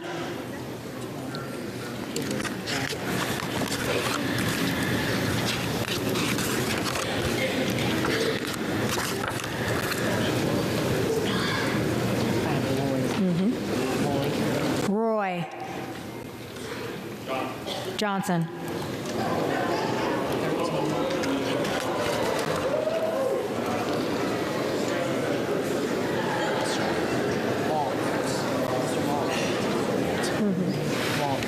Waltz. Johnson.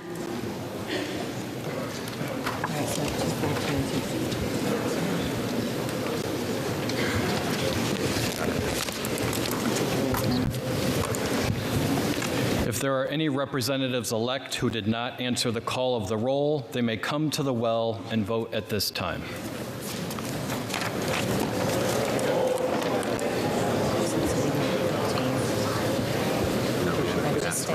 Just stand right there. Just say Clyde. Just say Clyde.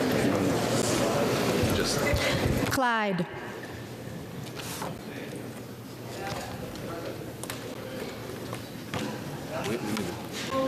Clyde. Johnson.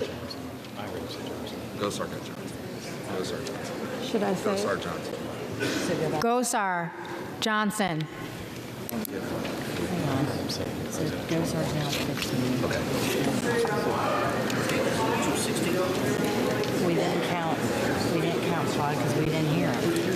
The first one, we didn't hear Clyde. The clerk heard it. The clerk heard it. It said who President Trump wants, Johnson. He said President Trump wants Johnson. Okay. I had it recorded as Johnson. Clyde. Johnson. 216, 215.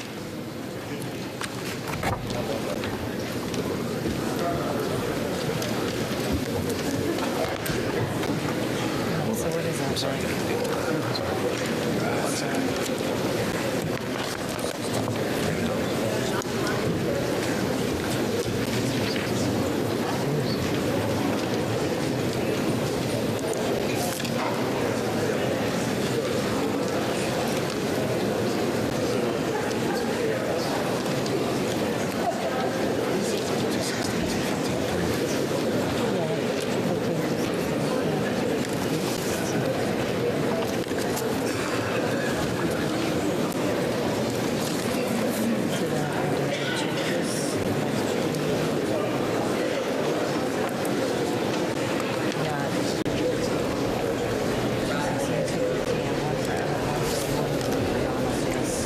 And as we are awaiting some final tabulations, there have been a couple of changes. A number of Republicans who previously abstained from voting have now chosen to vote instead for Mike Johnson. That includes Representatives Clyde and Gosar, and yet that is not quite yet enough to get us to the full vote for Mike Johnson, considering that there have been several Republicans who have thrown in other names to be the next Speaker of the House. Those names including Tom Emmer and Byron Donalds and Jim Jordan. So we are waiting to see if there are a few more votes left to be counted. Again, still quite a significant amount for Hakeem Jeffries, but it seems quite unlikely that he would be the next Speaker of the House. Bob Hart, what do you make of the fact that some of these Republicans who did not vote on the first round then said, okay, yes, now I will vote for Mike Johnson? Can you translate this Congress action into everyday person speak? What does this mean? Well, it's good news that for Johnson that the holdouts stopped holding out, and maybe that was just a flex where they just passed their vote on and waited to the end, maybe just to make their own statement, but ultimately voting for him. That's the good news. The bad news for Johnson is he lost 3 Republican votes. He could only afford, if my math is correct, and I was an American history major, not a math major, if my math is correct, he could only afford to lose 2 votes. So now he's going to have to go to those 3 members and see what's up. I'm just looking at my notes here. Ralph Norman of South Carolina, Keith Self of Texas, and Thomas Massie, who we knew going to this vote from Kentucky, going to this vote that he was going to vote no. If he can just flip one of those and keep everyone else in line, the good news for Johnson is he'll be Speaker. But right now, this vote looks like is a failure for him. Yes, and I've read reports from the New York Times that, in fact, Mike Johnson has already left the chambers. It looks like he is quick on his heels to get that work done. Cassie Simeon, turning to you, it looks like there was a little bit of drama towards the end of this vote on the side of the Democrats, who otherwise have seemed to be a rather cohesive bunch. This was some concern that was brought up by Congresswoman Stacey Plaskett. Can you explain for us what that uproar was about? Yeah, and she was really urging for the fact that her position and positions for territories, they have a representative here in Congress, but they're not allowed to vote for Speaker. And she was arguing that that is shutting out the voices of those Americans who live in territories and, you know, keeping them out of the conversation of leadership. She received a round of applause from her Democratic colleagues, a standing ovation, really. And you know, that is a question about moving forward in our democracy, how some of these territories are being represented here in Congress. Their voices, while given a representative to actually represent them in the halls of Congress, they actually don't have a vote that really carries their voice. And there's a lot of frustration around that, especially following the power outage in Puerto Rico right before the New Year holiday. There's a lot of frustration and anger that these people who live in these United States territories don't feel as if they are being given the same representation as Americans who live in the 50 states, and that their voices are not considered as important when they can't participate in votes like this to elect a Speaker of the House. And Cassie, you know what that calls to mind for me is the state that Mike Johnson hails from. We see that he is now back in the chambers. He is from Louisiana, a state that has been in the headlines quite a bit recently, facing a lot of tragedy. Any sense of is he even remotely able to focus on the work for his own constituents, given what he's having to contend with at this very moment? Well, it's hard to say what his mindset is right now, specifically. Obviously, everyone's minds are on the tragedy that happened in Louisiana earlier this week. You know, there's oftentimes a moment of silence conducted on the House floor, or the names being read of victims to honor them and their lives. But we can't even get to that point yet until we have a House Speaker. So his delegation can't even bring forth a resolution to honor those individuals who lost their lives in that attack until they can get this Speaker vote done. So it'll be interesting to see whether or not they will move forward with some sort of resolution in the coming days. But again, it will all be dependent on if they can get a Speaker elected, and they have a clock on it. They have to get this done so they can certify the vote on January 6th. And are seeing reports here that Mike Johnson is conferring on the House floor with a fellow Johnson. This would be Dusty Johnson of South Dakota. Bob Hart, what do you think? Will we be seeing another vote today, given that urgency that Cassie just talked about, the fact that January 6th is just a few days away?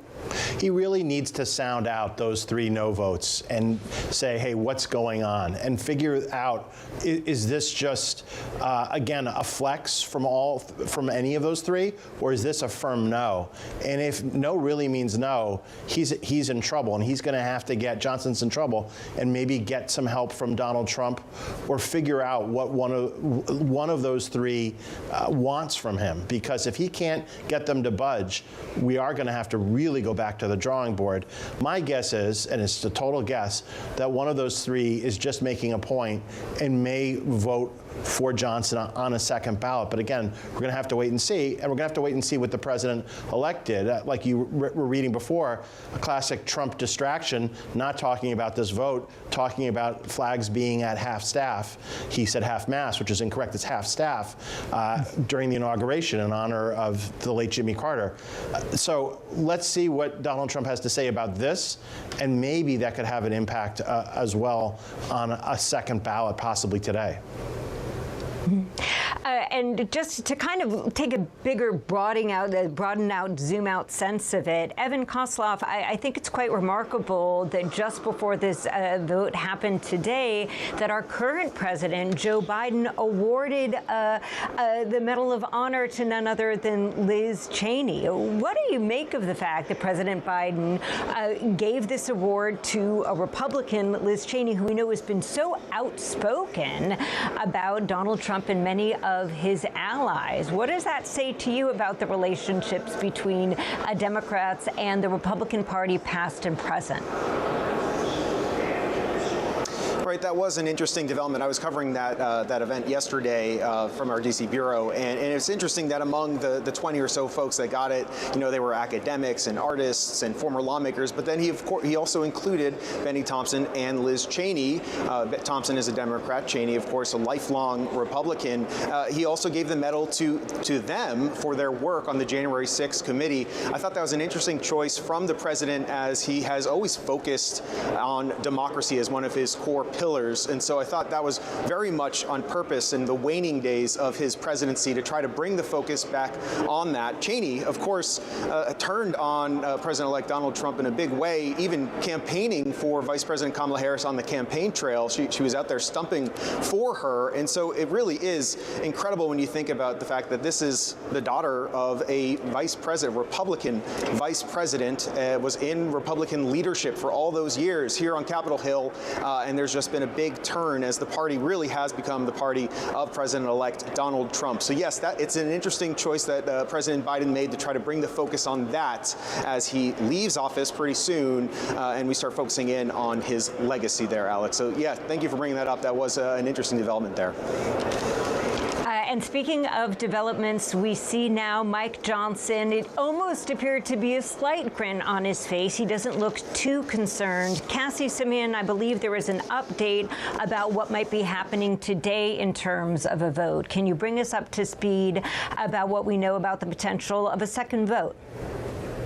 Yeah, so the Democratic cloakroom is saying that the House is going to go to a second ballot, quote, shortly. What shortly means remains to be seen.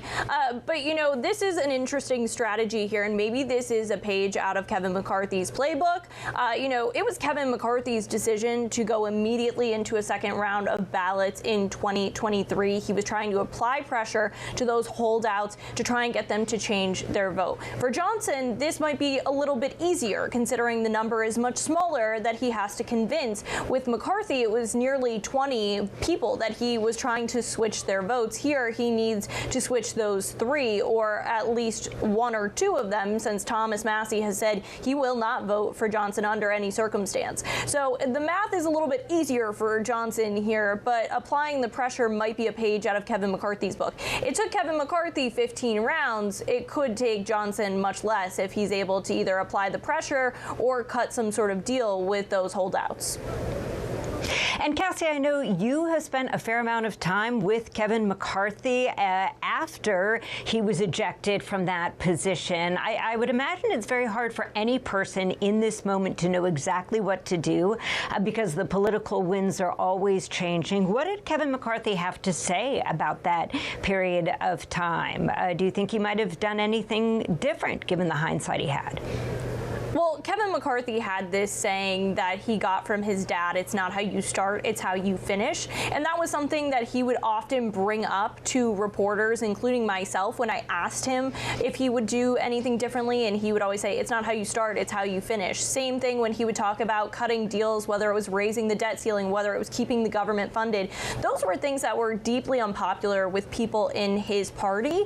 And so that is part of the reason we saw his ouster. There was a lot of distrust among among the Republican conference for McCarthy, and that 15 rounds of voting didn't help him. But he was already somebody who had a lot of political enemies. You know, one expert that I spoke with during that tumultuous time in the House said, you know, Kevin McCarthy is a political animal. He's somebody who likes to kind of be the underdog. He likes that kind of fight, the deal making, and that was really his personality. Where Mike Johnson is someone who's more of a placater. He tries to do things behind closed doors. He lets people kind of go out on the House steps and let them speak to reporters and, you know, complain about decisions he might make. But then you'll see those same individuals coming out of his office a week later, and the relationship is much smoother. So it seems like Johnson perhaps doesn't have as much a chip on his shoulder, as much of a vendetta to carry around against some of these members, and it makes it a little easier for him to govern. But it remains to be seen whether or not he can do it in this next round, convince some of those holdouts to vote for him for Speaker. And let's say best case scenario, Bob Hart, that Mike Johnson is able to hold on to his job. He doesn't get much of a chance to rest and relax. Can you remind folks watching the current situation of the government, its finances, how that kind of landed Mike Johnson in hot water in this particular moment, and kind of the path he needs to walk forward in order to make sure that the government is funded in just a couple of months' time? Yeah, I mean, there's a debt ceiling that Donald Trump would like to have raised, and many in the House would like to raise it for him. But the problem is some of these hard right members of Congress who first skipped their vote and then reluctantly, I think, voted for Johnson, these are the people who Johnson has to worry about in a budget vote. Now, Johnson's getting no help from the Democrats today, obviously. They don't want him to be Speaker. But you could see a coalition of moderate Democrats and most of the Republicans voting together on some financial matters moving forward. Otherwise, you're going to have at some point a budget stalemate. You know, it's an interesting point. I just wanted that Cassie was making also about Johnson. He's not a lifelong politician. He was a constitutional lawyer. He's been in the House less than 10 years. So he's going to have to show the political skills that basically, I wouldn't call him a novice, but he's not a political animal. He's going to have to use political skills to try to get Ralph Norman or Keith Self back on board with him. Those are the two who I think possibly could switch back of the 3 no votes. The other challenge for Johnson is making sure that the ones who voted for him reluctantly stay on his side in what it sounds like this next vote, which could be coming relatively soon. Yeah. And there are a number of factors that are at play here. There is the political animal that any one of these individuals are, and there are also rules in place that can oftentimes have a tremendous impact on the makeup of our American government. Evan Kosloff, let's turn to you now, and maybe you can explain for us what the current and newer rules are when it comes to ousting any House Speaker. Things have changed a bit. Right, so here on Capitol Hill, you know, there are rules that everybody needs to follow, and they are the rules until they aren't. That is, they bring in new rules. And so that is the focus of this new rules package. And the main element here that should be focused on is the motion to vacate. That is what led to the removal of Kevin McCarthy as the House Speaker, because there was a policy that it was just one vote to get to, or that could trigger this vote to vacate. So one person had to trigger the motion to vacate. They want to move it now to 9, make it a bigger threshold. It will allow the House Speaker to have a little more stability in their position as they try to get things done, because in the end, no matter how this shakes out, the reality is that we're going to have a very slim majority here. Republicans are only going to have a few votes to lose. And so if they are going to have to work with Democrats to get things passed, there will be backlash from elements of the Republican Party. And so I think that's partially what goes into this motion to vacate, basically to try and give a little more wiggle room for whoever ends up being the House Speaker. I just want to say, you know, we're talking about how he'll need to turn some of these multiple no votes, where we did have some 3 people that chose somebody else. But beyond that, it could be much more than that because we had those 6 folks that were skipping and then in the end came back and voted for Johnson. That was once it was clear that if they did not do so, Jeffries may have actually had more votes. He would not have become the House Speaker because he needed 218. That's the magic number. But not very good optics to have the Democrat, the minority party, have their person get more votes than the Republican. So while we're talking about those 3 folks that actively voted no, there is the question about whether we could have more people that are also coming out against Johnson in future votes. We'll have to wait and see. As far as his strategy, we've been talking about what Johnson can do. I know in past conversations I've had with members of his staff, they talk a lot about how he is somebody that likes to talk with members, a sort of bottom-up approach, rather than sort of making decisions at the top and then having sort of people decide from there. Here in Washington, there was a time where he was sort of being mocked by some local media for always being on the phone. Why is he always on the phone? I think that fits into what his strategy is, which is to try and talk with individual members. So that's what we might be seeing here over the next hours, days, could be more, we'll see. But I think that we're going to have him speaking not only to those 3 no votes, but also those folks that skipped, to try and make sure he could get them on board for any future votes. But we're really going to have to wait and see how this goes, Alex.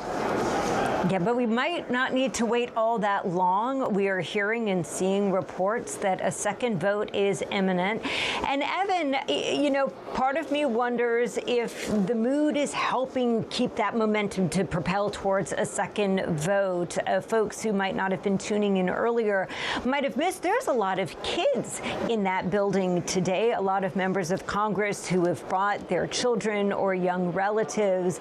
Folks remarking that it's kind of got that back to school, first day of school feeling from it. Can you describe for us kind of the energy that you are feeling in that space right now?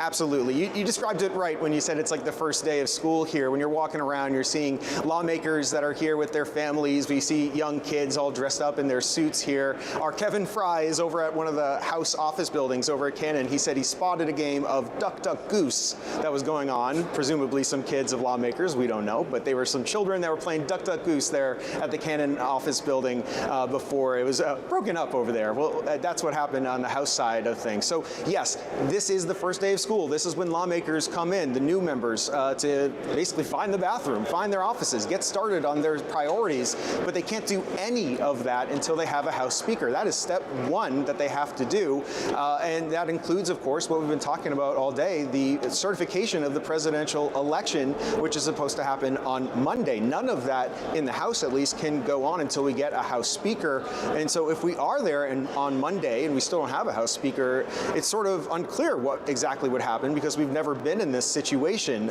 So that's why, that's the vibe. You asked me what the sort of vibe here was like. There are children here, there are families here that are hoping to get started and celebrate their loved ones entering Congress. But you know, at least for now, there's going to be some of these battles on the House floor, Alex. But there are other options as well. Bob Hart, let's go to you as we await this second vote. As I understand it, there is a possibility that if they can't come to a conclusion, that you could have a temporary House Speaker. What might that look like? Who might that be? Walk us through that one. There was talk about that during the McCarthy-Johnson stalemated votes, where we thought, well, maybe there will be someone who can temporarily take over while this is settled. Ultimately, the House leadership decided not to do that. There has been speculation that that could happen here, but do you really, to me, symbolically, it would not be great for the party, would not be great for the president-elect if you had a temporary speaker going through some of the motions, like certifying the presidential election and things like that. So I don't think that's going to happen.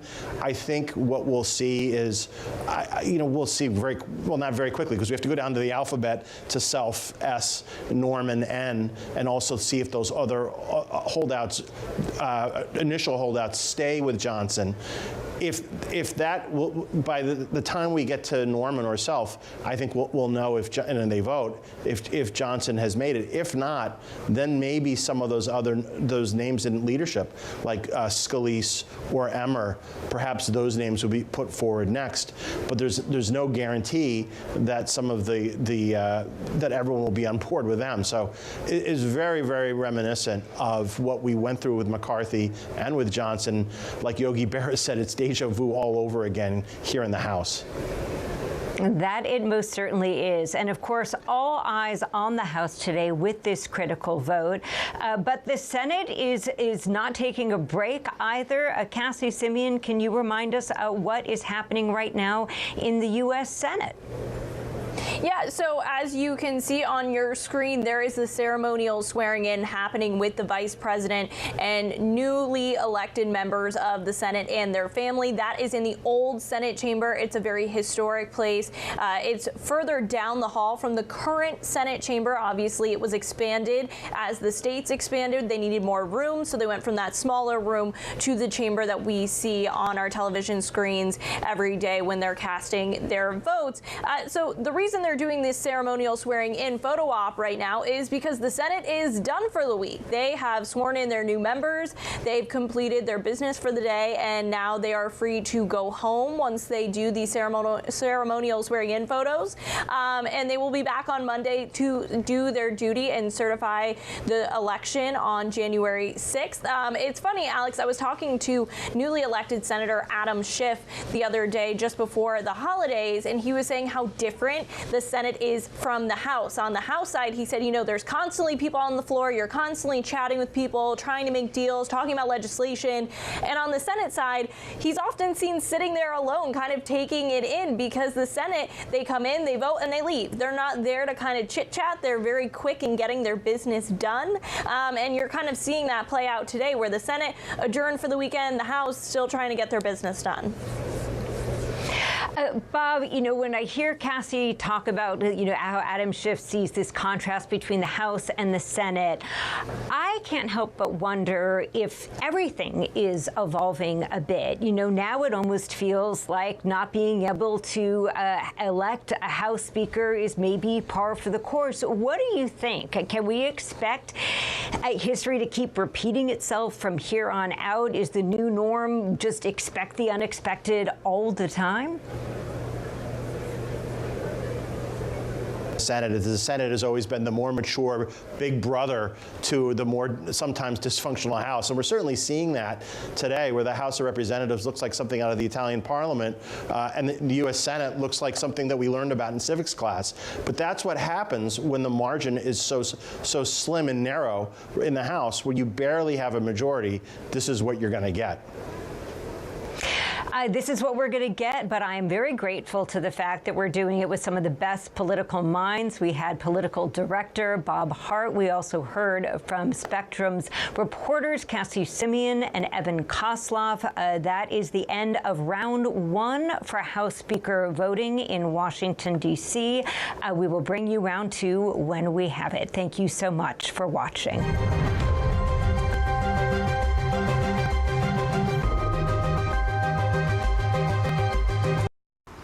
Turning to Wednesday's terror attack in New Orleans, the White House has announced President Joe Biden plans to visit the city next week. The president and First Lady Jill Biden on Monday will meet with victims' families and community members impacted by the attack. 14 people were killed, dozens wounded in the truck attack during the early hours of New Year's Day. The FBI maintains the suspect acted alone and was 100% inspired by ISIS. Spectrum's Brian Scott is on the ground in New Orleans. And Brian, what is the mood today on Bourbon Street after reopening yesterday? Yeah, Dean, it's a very emotional mood, a very somber mood, probably one of the more somber days we've seen out here in New Orleans so far, as after a lot of talk about the attacker in this situation, the focus out here today is really on the victims and remembering their lives. We've seen a lot of makeshift memorials like the one behind me popping up across the French Quarter, people placing flowers and shedding tears looking at the faces of the 14 people killed in that New Year's Day attack. Among them, a former college football player, 2 recent high school graduates, and several young parents. We're also hearing from the parents of one of those victims, Matthew Tenedorio, only 25 years old. They believe he actually ran toward the chaos to try to help that morning. The biggest heart. But this morning, the gravity of the situation really hit home, and I just realized that I will never see my son again, and I just broke down, and honestly, my heart is broken. You can really feel that heartbreak all through downtown and definitely even on Bourbon Street, where it's far from the usual party atmosphere you feel down there. People are much more somber, and they're stopping at each of these memorials to really take a look and reflect as the FBI and police continue their investigation into this heinous attack. Dean. Brian Scott in New Orleans, thank you so much. Funeral services begin tomorrow for late President Jimmy Carter. The 39th president will first be honored in his home state of Georgia before heading to Washington, D.C. Now, our national political reporter Taylor Populars joins us from outside of the Carter Center in Atlanta. Now, Taylor, walk us through what to expect in the coming days.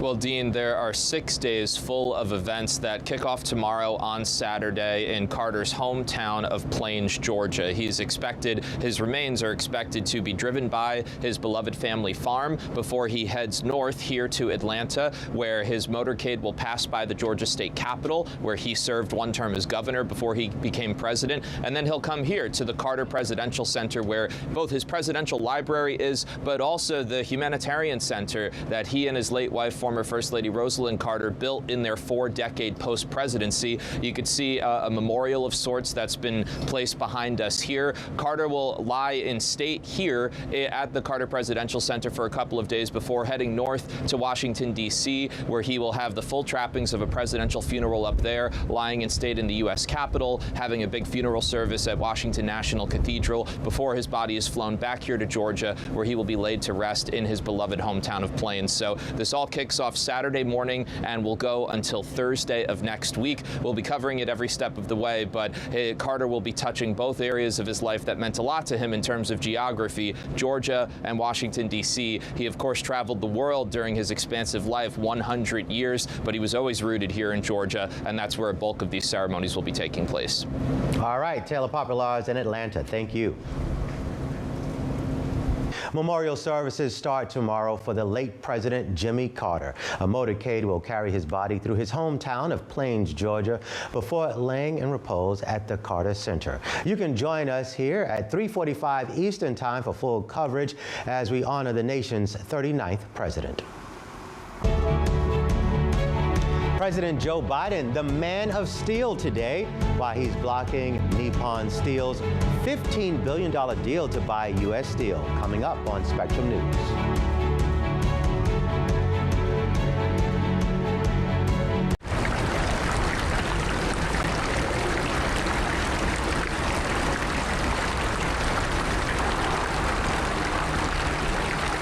Here's the deal. Following the election, people need a place to explore national issues that have an impact on their community. To understand those issues better, we're bringing together our team of local political journalists from across the country to break down what's happening. So join us every week to catch up on the key stories making a big difference across the nation and in your local community. Watch The Big Deal with Errol Lewis Friday nights at 9 Eastern, 8 Central on Spectrum News Plus. Available on all of your favorite devices exclusively on Spectrum. Dinner time, off the internet. Devices in the basket, all of them. Smartwatch. Connect as many devices as you want, and then some. With Spectrum, you get the fastest internet speeds and advanced Wi-Fi that can power all the devices in your home. Okay. I have to take this. Get fast and reliable connections. Get Spectrum.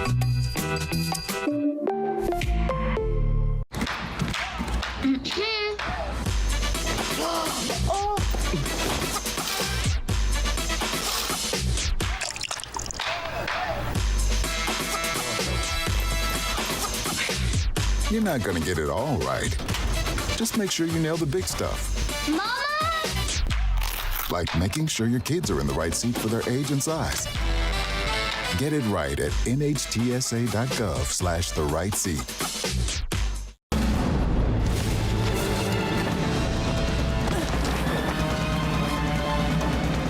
Even the mighty might not see it coming. It's prediabetes, and it captures 1 in 3 adults. But you can escape. Take the 1-minute prediabetes risk test to know where you stand and prevent or delay type 2 diabetes. Be your own hero on smartphones everywhere at doihaveprediabetes.org.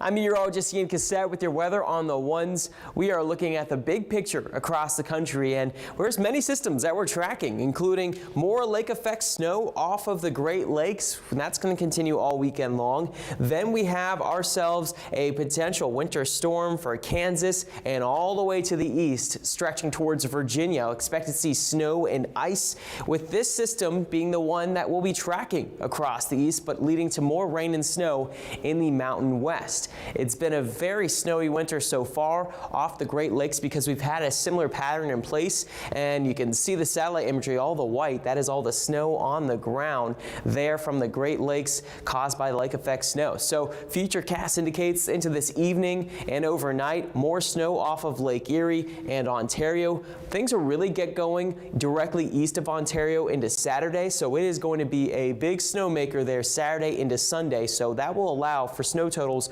over a half foot in Syracuse and central New York. More snowfall, reaching more than 6 inches of snowfall and up to a foot of snow potentially there off of Lake Erie. So there's the system, and the truly cold air, that's all the purple, that's that Canadian cold air. They're dipping and bringing that snow. But here comes that little next dip in the atmosphere, and that is our system that's going to lead to that winter storm across the plains and through the Ohio Valley. Temperatures over the next few days, look how cold it's going to get. At Kansas City, below freezing, in the teens by Monday. Minneapolis, the teens through the next few days. Temperatures will be plummeting in the east behind this system. And here's where it's at right now, just off the coast of the Pacific Northwest. There you see it spinning. This is going to lead to very impactful weather from Kansas all the way to Virginia. And we're going to detail what you can expect this weekend coming up with your weather on the ones in the next 10 minutes.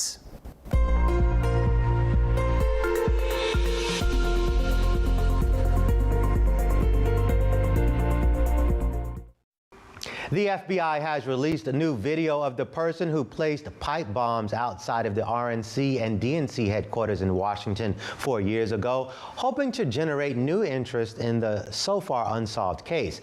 Investigators believe the suspect is around 5'7", although they have been unable to determine if it's a man or a woman. They also have not been able to establish a clear link between the bombs and the attack on the U.S. Capitol the next day, January 6th. Both Vice President Kamala Harris and House Speaker Nancy Pelosi came within feet of the bombs. One clue the FBI is using: sneakers. Only 25,000 people bought the black and gray Air Max Nikes worn by the suspect. There is a $500,000 reward for information leading to the suspect's arrest and conviction. The FAA and NTSB are probing a fatal plane crash at a warehouse in Southern California. The 4-seat plane had just taken off from a nearby airport before it requested an immediate return without explaining why. The pilot was cleared to land, but the plane took a 180-degree turn and crashed about 1,000 feet short of the runway. 2 people were killed and 19 others injured. At least 200 people were inside of the building when the plane crashed. Right now, it's still unclear what caused this accident. A year after a panel blew out of a Boeing 737 MAX mid-flight, the FAA says the company needs a cultural shift to put quality over profit. FAA Administrator Mike Whitaker says his agency continues its oversight of Boeing. In a statement, Whitaker claims the company is making progress in safety, quality improvement, and employee training, but goes on to say this is not a one-year project. What's needed is a fundamental cultural shift at Boeing that's oriented around safety and quality above profits. That requires sustained efforts and a commitment from Boeing and unwavering scrutiny on our part. Now, Whitaker plans to leave his job in 2 weeks. Donald Trump's appointee will take over. He will be tasked with continued oversight of Boeing. President Joe Biden has blocked a deal that would have allowed a Japanese company to take ownership of U.S. Steel. Spectrum's Angie Gonzalez has more on the decision and why it's happening now. In an official order, President Joe Biden outlined one of his top reasons for killing the nearly $15 billion deal for Nippon Steel of Japan to purchase Pittsburgh-based U.S. Steel. It says the acquisition might lead to action that threatens to impair the national security of the United States. In a separate statement, Biden added, "Steel powers our country, our infrastructure, our auto industry, and our defense industrial base. Without domestic steel production and domestic steel workers, our nation is less strong and less secure." His reasoning is a position that was shared by some congressional Republicans, including now Vice President-elect J.D. Vance, who spoke with Spectrum News about the deal last year. If, say, we needed to build an aircraft carrier and we needed steel from that facility that was being purchased, would we have access to it if we were in a worldwide steel slowdown? I worry the answer is no. Last month, President-elect Donald Trump wrote on social media that he would block the deal from happening, saying he was against U.S. Steel being bought by a foreign company. Ultimately, the decision was Biden's to make. In late December, a federal committee reviewing the transaction did not make a formal recommendation about whether the takeover should be allowed. Their inaction started a 15-day countdown for Biden to act. Both companies have maintained the deal poses no threat and insist that the acquisition would end up strengthening the American steel industry. In Washington, Angie Gonzalez, Spectrum News. President Joe Biden is awarding the Medal of Honor and Medal of Valor to several military heroes and first responders today. The Medals of Honor will be awarded to 7 veterans of the Korean and Vietnam Wars for their sacrifice and actions taken in combat. Only one of the awardees is alive to receive the honor. The rest will get the medal posthumously. In a separate ceremony today, Biden will also award the Medals of Valor to law enforcement officials and first responders. They include several members of the Nashville Police Department who responded to the Covenant school shooting back in 2023. Last year, the Biden family took home thousands of dollars in gifts from foreign leaders. One for First Lady Jill Biden, however, tops the list, a $20,000 diamond from India's Prime Minister. Now, according to the State Department, a 7.5-carat diamond from the Prime Minister was easily the most costly gift presented to any Biden family member in 2023. The diamond has been retained for official use in the East Wing.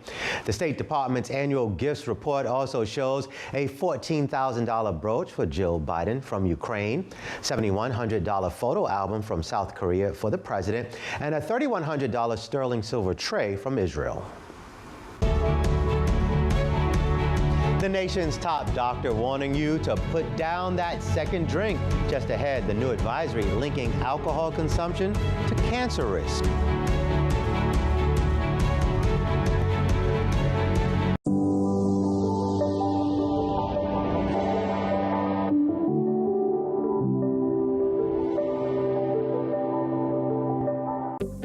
Spectrum News Plus. News from a new perspective, dedicated to refreshing storytelling and empowering communities across the nation.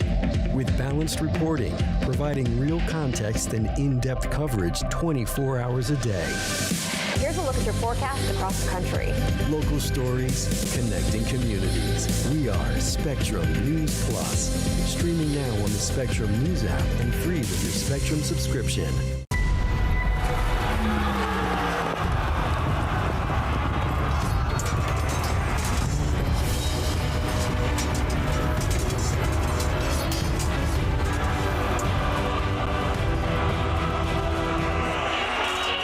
When you know you can go anywhere because you have a connection that's built for everywhere. That's life unlimited. That's Spectrum. Food isn't just fuel to live, it's fuel to grow. My family relied on public assistance to help provide meals for us. These meals fueled my involvement in theater and the arts as a child, which fostered my love for acting. The Feeding America network of food banks helps millions of people put food on the table. When people are fed, futures are nourished. Join the movement to end hunger, and together we can open endless possibilities for people to thrive. Visit feedingamerica.org/act now.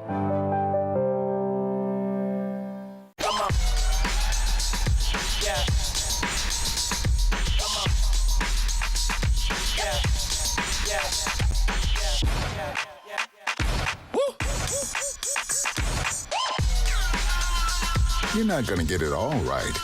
Just make sure you nail the big stuff, like making sure your kids are in the right seat for their age and size. Get it right at nhtsa.gov/the-right-seat.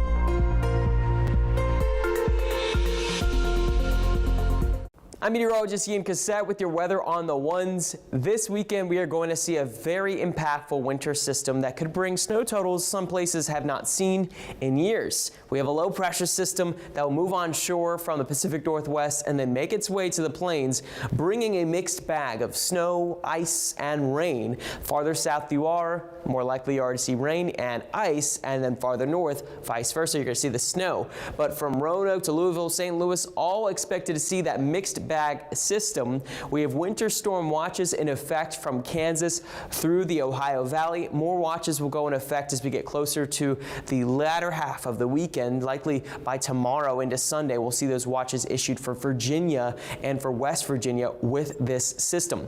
So here's how it will likely play out.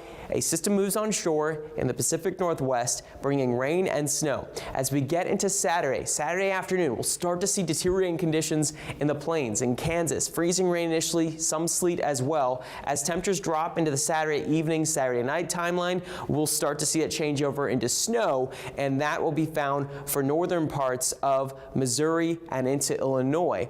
Then into Sunday, we have severe weather potential in the deep south up to Tennessee, Nashville, with ice possible and very likely in Kentucky and snow farther to the north. By Monday morning, the morning commute looks pretty rough in D.C. and Baltimore. Monday morning, we've got all snow here into Monday morning, and then farther south, we've got rain in the Carolinas. But we are going to be looking at a widespread 6+ inch snowfall from Kansas City through Louisville all the way to D.C. The areas that are most likely to see snow again are on the northern side of this ribbon. On the southern side, you're more likely to see a mix with freezing rain cutting into those totals. Remember, sleet and freezing rain really can take away a lot of moisture that could have gone towards snow, and this is probably going to be a very wet snow given the amount of moisture with it. So with that said, ice is very likely here for this same area, Springfield to Bowling Green, Louisville.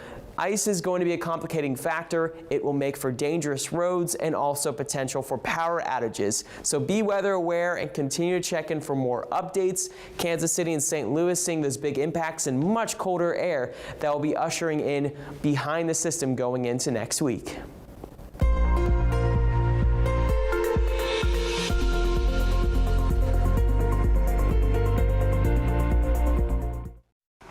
South Korean officials have suspended their attempt to detain the impeached president after an hours-long standoff.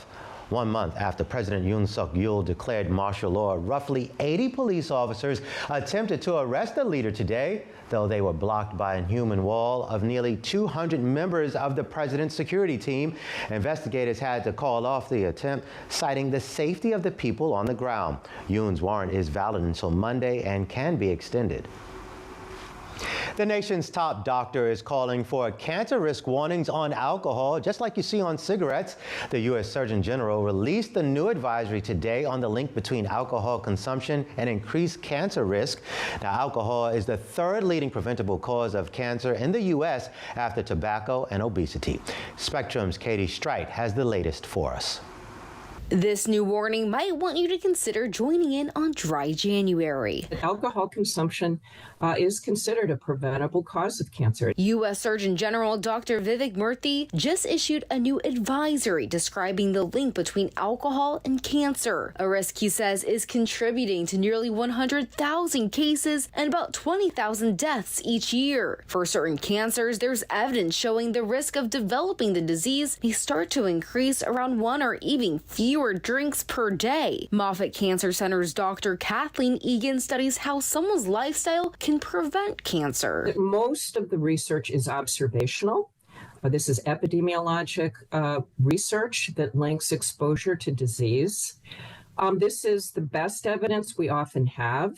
According to the new advisory, consuming alcohol increases the risk of developing at least 7 types of cancer: mouth, esophagus, breast, liver, throat, voice box, as well as colon and rectum. But less than half of Americans are aware drinking alcohol increases their chance of getting cancer. Low to moderate levels of drinking will produce some excess in the risk, but it's quite negligible.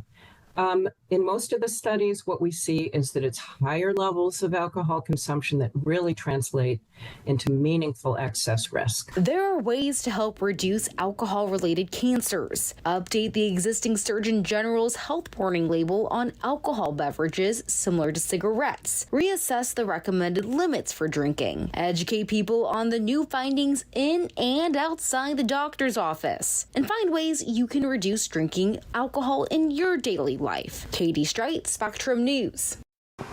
All right, thank you for watching. Make sure to follow me on social media at Dean Meminger.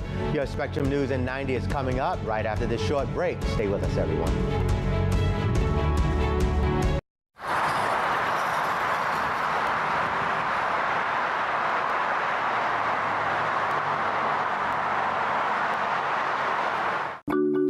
I tell my son, I love you every single day. I love you. My dad has never said that to me. Not because he doesn't love me, but because culturally it wasn't comfortable for him. Now that he's a grandfather, he says, I love you to my son every time he sees him. My advice to all the fathers out there, forget the cultural restrictions. They grow up way too fast for you to waste even a single precious moment. At Spectrum Enterprise, we give over 80% of the Fortune 500 the technology solutions they need to meet their growing business demands. Whether it's ultra-fast connectivity, seamless transactions, safe and secure data, or reliable always-on technology, these businesses demand better, and we're here to deliver it.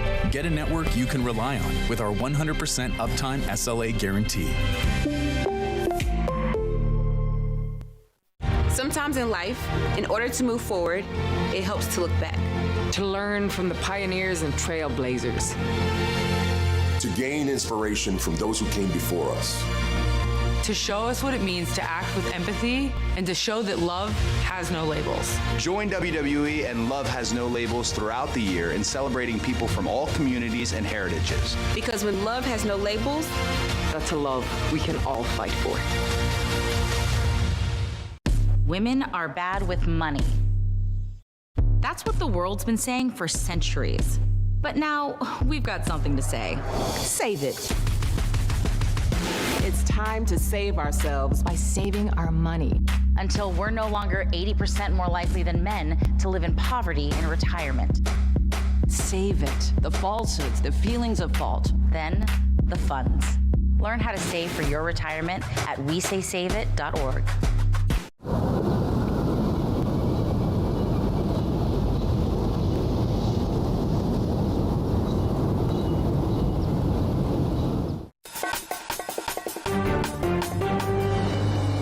I'm Dean Meminger. Here's your Spectrum News in 90. House Speaker Mike Johnson has lost the first round of voting to retain his gavel. 216 Republicans voted for Johnson. 3 members of his party voted for other candidates. He needs 218 to win the speakership. Several others withheld their votes until the end, ultimately flipping to Johnson. Democrats voted unanimously for their candidate, leader Hakeem Jeffries. Memorials are growing on Bourbon Street, honoring the victims of the deadly truck attack earlier this week. The tourist attraction reopened on Thursday after law enforcement erected heavy barricades in the area. The FBI is releasing more information about the attacker, U.S. Army veteran Shamsud Dim-Jabbar. FBI officials now say he acted alone. President Joe Biden has rejected the nearly $15 billion deal for the Japanese company to purchase Pittsburgh-based U.S. Steel. The president vowed last year to block the deal. In a statement, he said the U.S. needs more American companies in steelmaking on behalf of national interest. The U.S. Surgeon General is calling for new warning labels on alcohol after research has linked drinking to various types of cancer. According to the CDC, alcohol is the third leading cause of cancer in the United States. That's your Spectrum News in 90, everyone.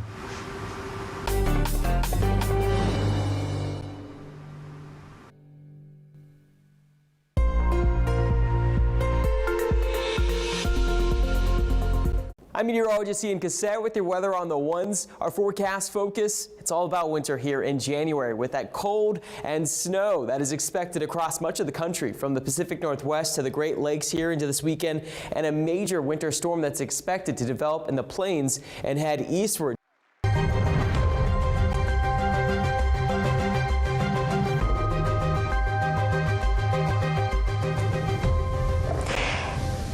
Hello, I am Alex Cohen, and you are watching Spectrum News. We come to you with breaking news that the first round of voting to select a House Speaker has been extended.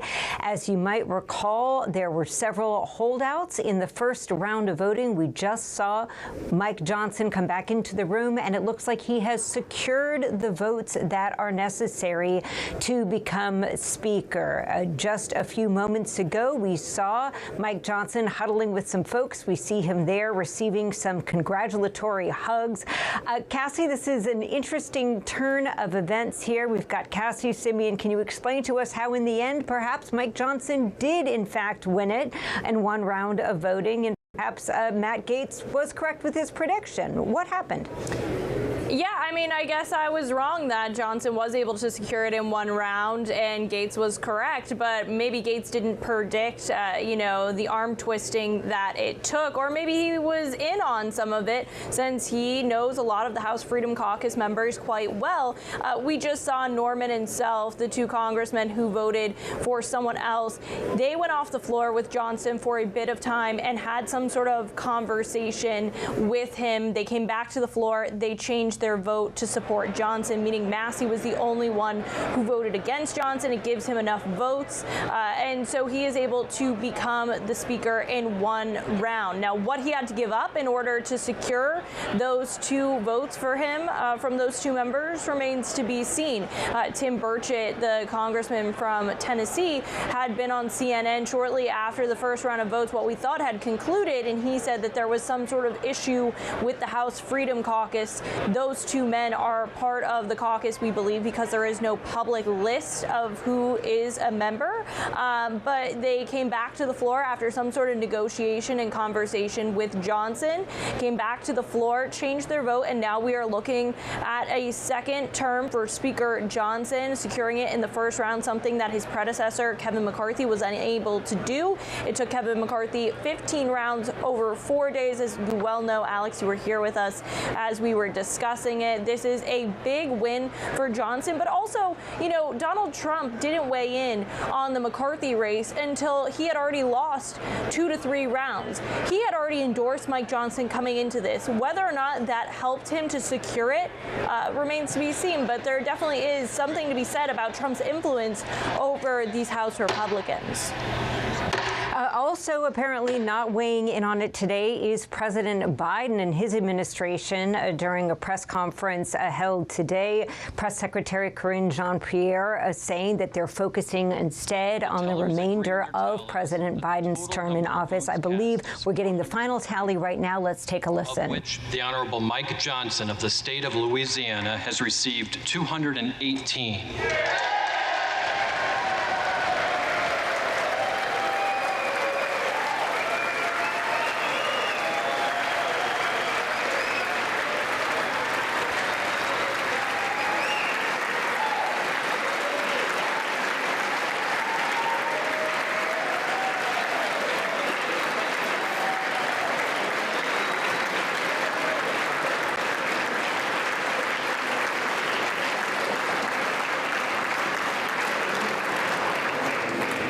The Honorable Hakeem Jeffries of the state of New York has received 215.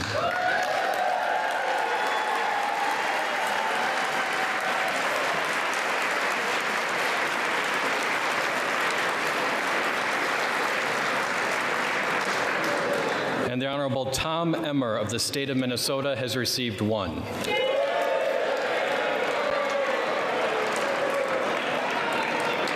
Therefore, the Honorable Mike Johnson of the state of Louisiana, having received a majority of the votes cast, is duly elected Speaker of the House of Representatives for the 119th Congress.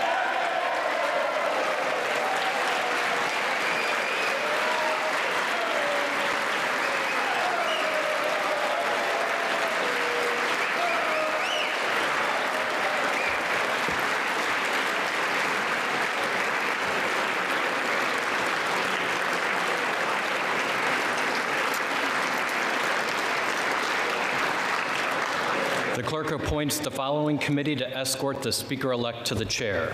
The gentleman from Louisiana, Mr. Scalise. The gentleman from New York, Mr. Jeffries. The gentleman from Minnesota, Mr. Emmer. The gentlewoman from Massachusetts, Ms. Clark.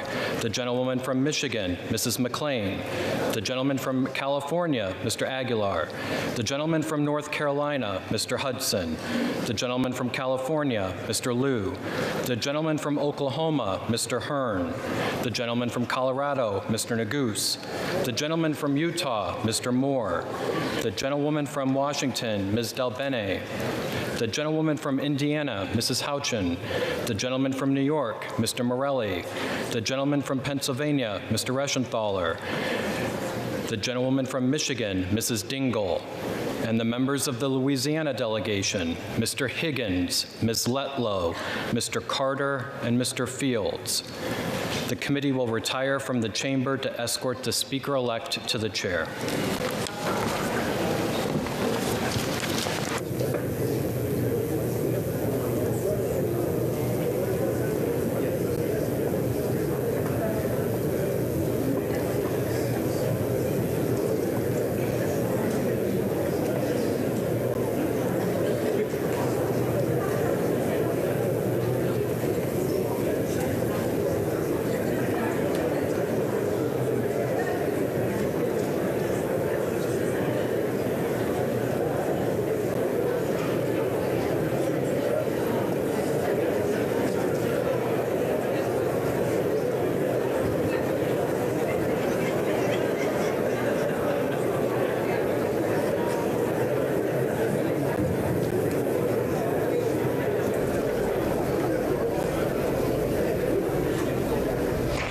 And it is official. Mike Johnson, on the first round of voting, technically speaking, has remained in his position as Speaker of the House.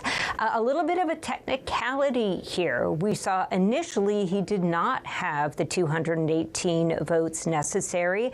There were 3 holdouts. However, that tally was not officially closed. There was no gavel banged there to make it official. And that gave the Republican from Louisiana a bit of time, perhaps a bit of time to do some negotiations, even though he said he would not be cutting any last-minute deals. But what we saw in that short span of time, he left the building for a bit, he came back in, he was looking quite content, and 2 of those Republican holdouts then switched their votes to Johnson, making it official that he did in fact have the votes that he needs to hold on to this very crucial position.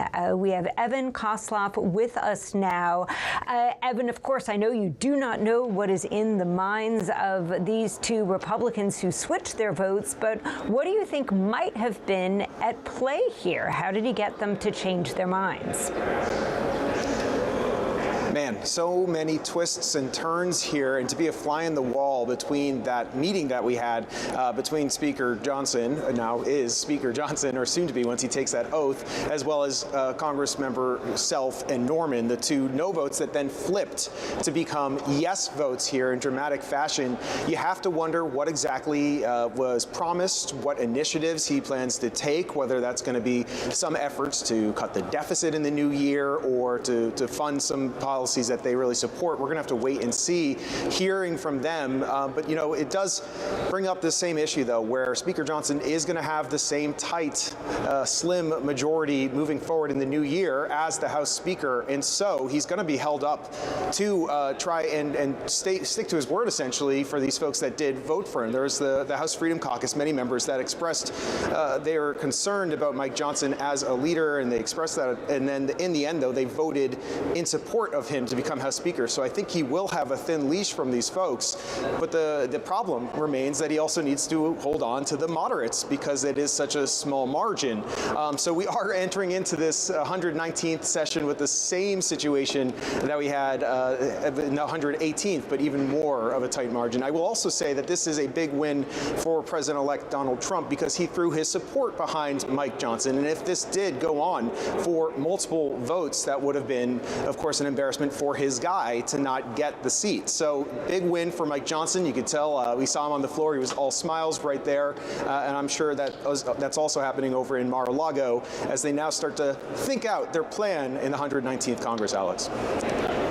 We also have with us political director Bob Hart, and I'm curious your thoughts, Bob. You know, we saw going into this vote, Mike Johnson saying no quid pro quo is going to happen here. I'm not cutting any special deals.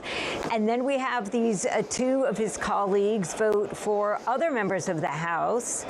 Some conversations happen, and then things change. Do you have a sense that in the days or weeks to come, we might find out that, in fact, yes, some deals might have been made? And what sort of deals do you think could have potentially persuaded Self and Norman to change their minds? Well, if we see like the Keith Self, community library built in Texas, I think we'll know why. The same thing goes with Ralph Norman. But in all seriousness, it could be something like you were alluding to, that it could be some sort of a budget promise to these two holdouts that, hey, I will not let the budget grow, X%, or something like that. But you do wonder what was said, over the course of the 15 minutes or so. It's funny, our editorial guru in Washington, D.C., Joel Siegel, cautioned us, saying, hey, listen, the vote's not done until it's done.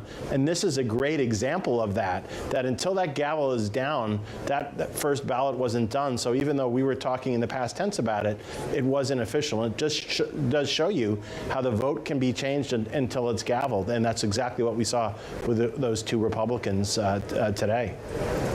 Yeah. And Cassie Simeon, what we saw shortly before this vote happened was there was a statement that was put out by Mike Johnson saying, yes, we hear your concerns about government spending, and what we promise to do here is to work with DOGE, this newly created Department of Government Efficiency that is run by Elon Musk and Vivek Ramaswamy, and they will look into the matter. What does that signal to you about the relationship between the kind of more traditional arm of the Trump administration in Mike Johnson and his allies there in the House, and this kind of external factor of folks like Ramaswamy and Elon Musk? What might that relationship look like going forward?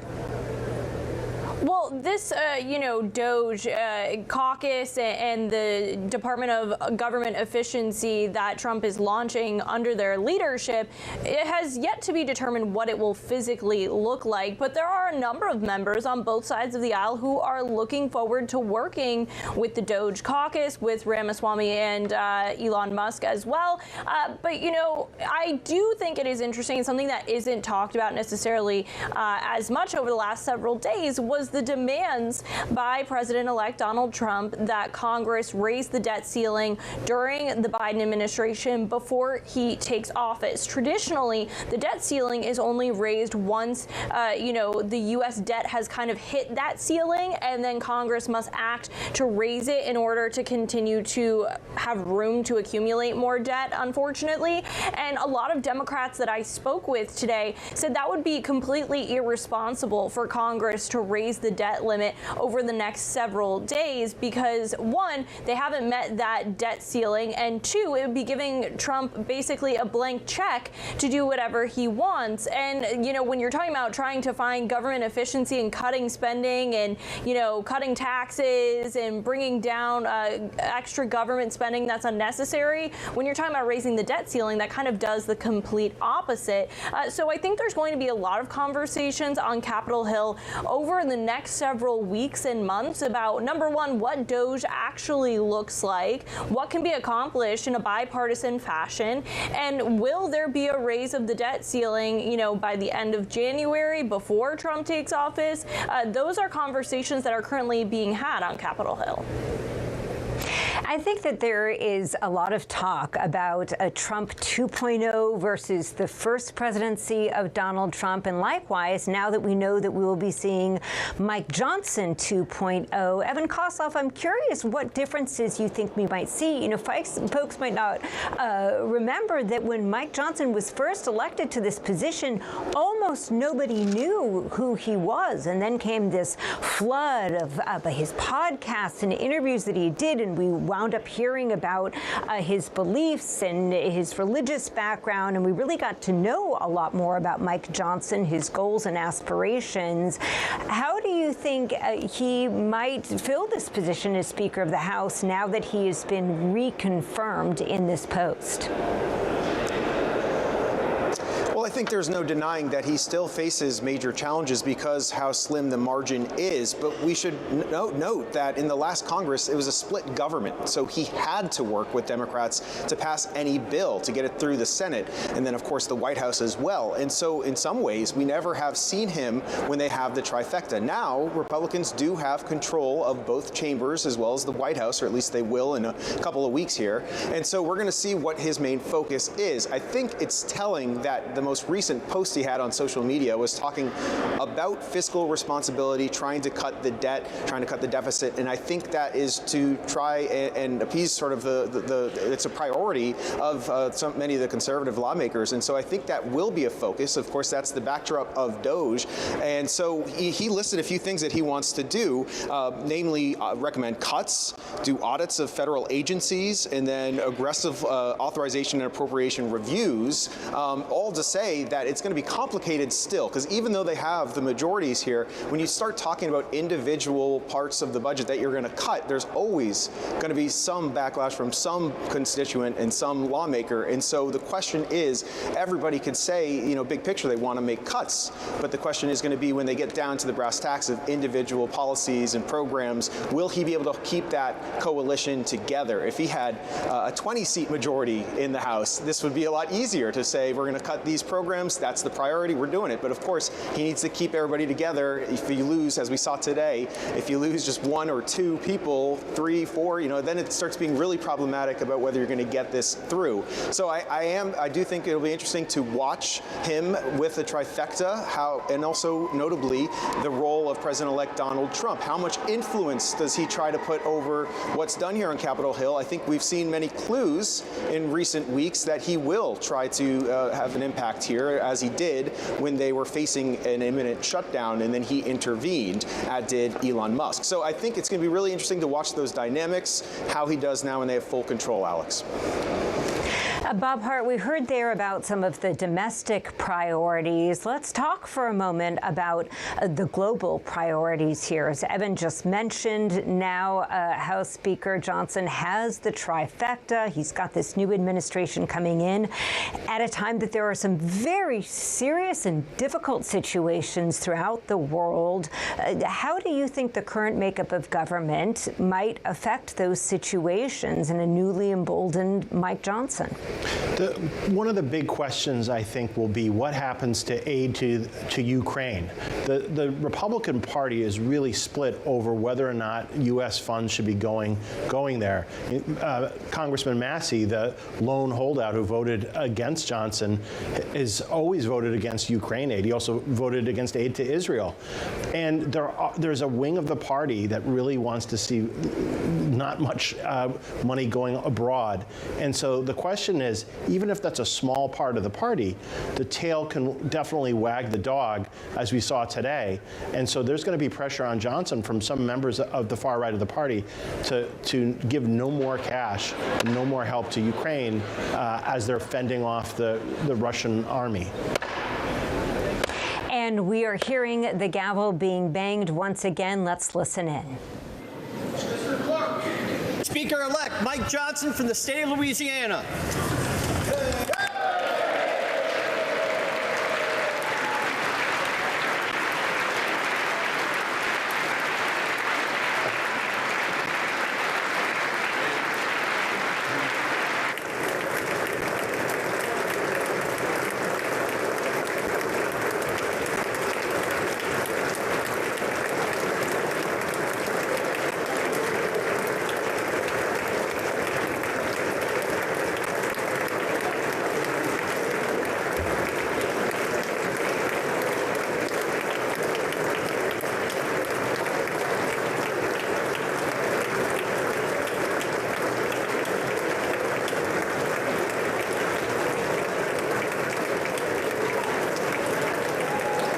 Seen here walking down the aisle, receiving a lot of love and support from many of his colleagues as he is elected once again to the crucial position of House Speaker.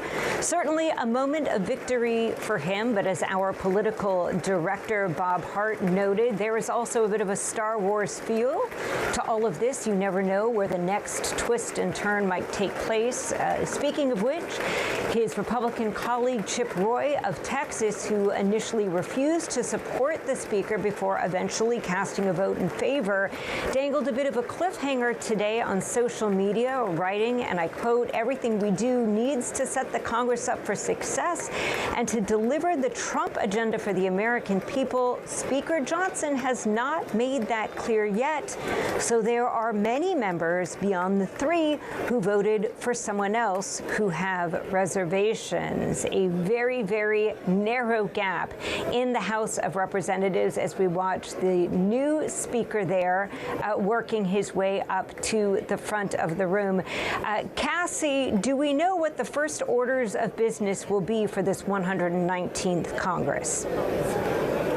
So the very first thing they have to do is pass the rules that govern the chamber for the next 2 years. The rules, of course, can be amended, but they need to be passed by the House, and that is the very first order of business after electing a speaker. That must be done, and likely that is the only thing on their docket today, and they will come back on Monday, and then they will certify the 2024 election results.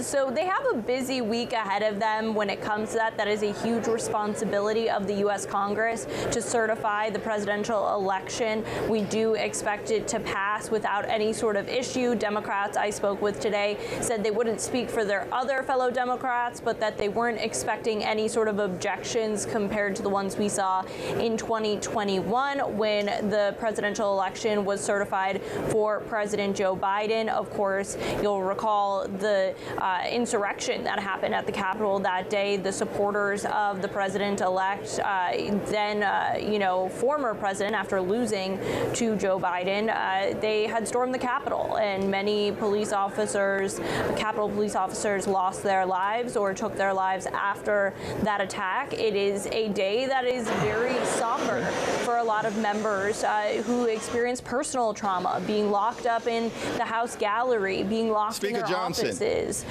So it's a day that is thick in history, but also in somber feelings for a lot of people. Cassie, let's listen in as we see Hakeem Jeffries there at the dais. Whip Clark, Chairman Aguilar, thank you for your kind and generous words of nomination. To my colleagues in government, new members of Congress, families, friends, all those assembled. It's a high honor and a distinct privilege to welcome you to the People's House and the 119th Congress.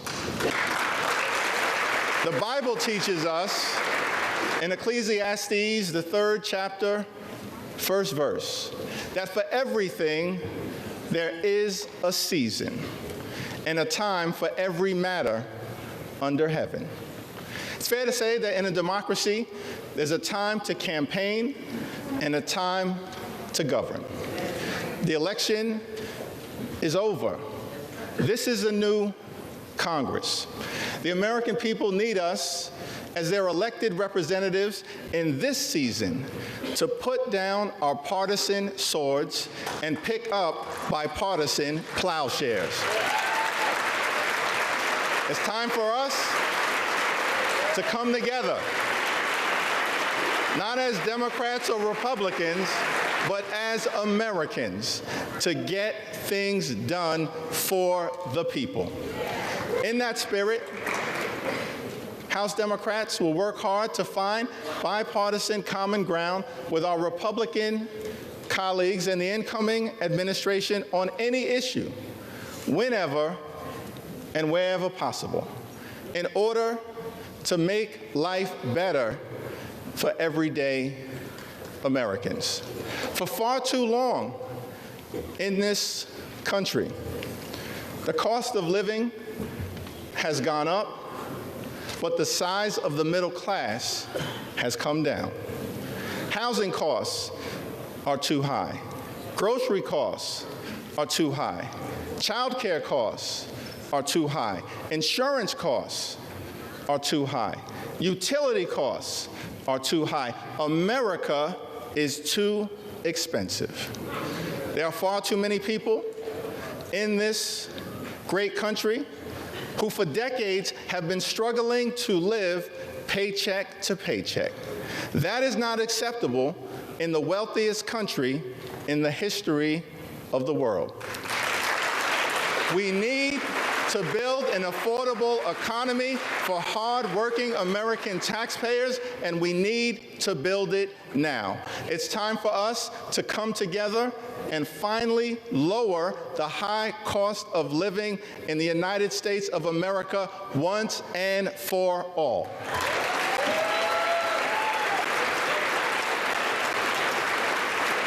And we will work with anyone of any party to get that done. We will work with anyone to secure our borders, and we will work with anyone to fix our broken immigration system in a comprehensive and bipartisan manner. At the same period of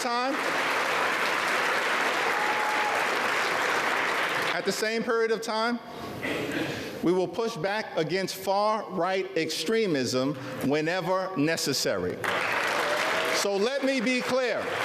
Social Security and Medicare are not entitlement programs. They are earned benefits.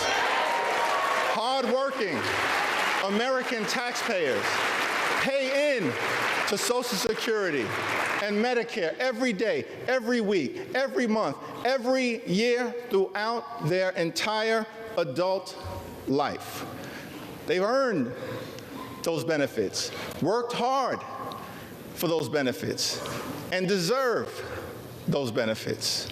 So as Democrats, our promise to the American people is that we will fight hard to make sure that no one in this town takes away Social Security or Medicare from the American people. Not now, not ever.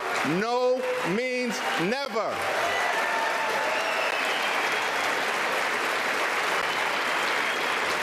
Our position is that it is not acceptable to cut Social Security, cut Medicare, cut Medicaid, cut veterans' benefits or cut nutritional assistance from children and families in order to pay for massive tax breaks for billionaires and wealthy corporations. House Democrats will fight hard to protect working class Americans and the things that matter to them, not the wealthy, the well-off, and the well-connected. Keep your hands off Social Security and Medicare.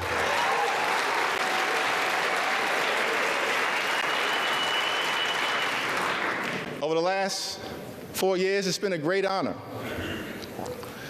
for us to work alongside President Joe Biden and Vice President Kamala Harris, whose administration rescued the economy from a once-in-a-century pandemic, delivered historic infrastructure investments, created more than 15 million good-paying jobs, enacted common-sense gun safety legislation for the first time in 30 years, provided life-sustaining health insurance to veterans suffering from toxic exposure, championed the largest investment in combating the climate crisis in the history of the world, which we will defend, and brought down the high price of life-saving prescription drugs for millions of Americans. Thank you, President Biden and Vice President Harris, for your powerful, principled, and purposeful public service. Thank you.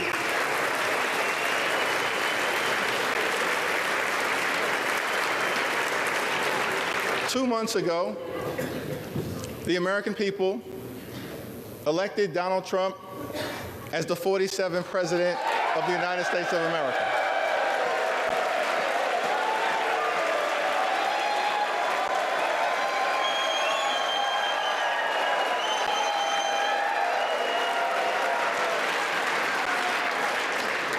Thank you for that very generous applause. It's okay. There are no election deniers on our side of the aisle. You see,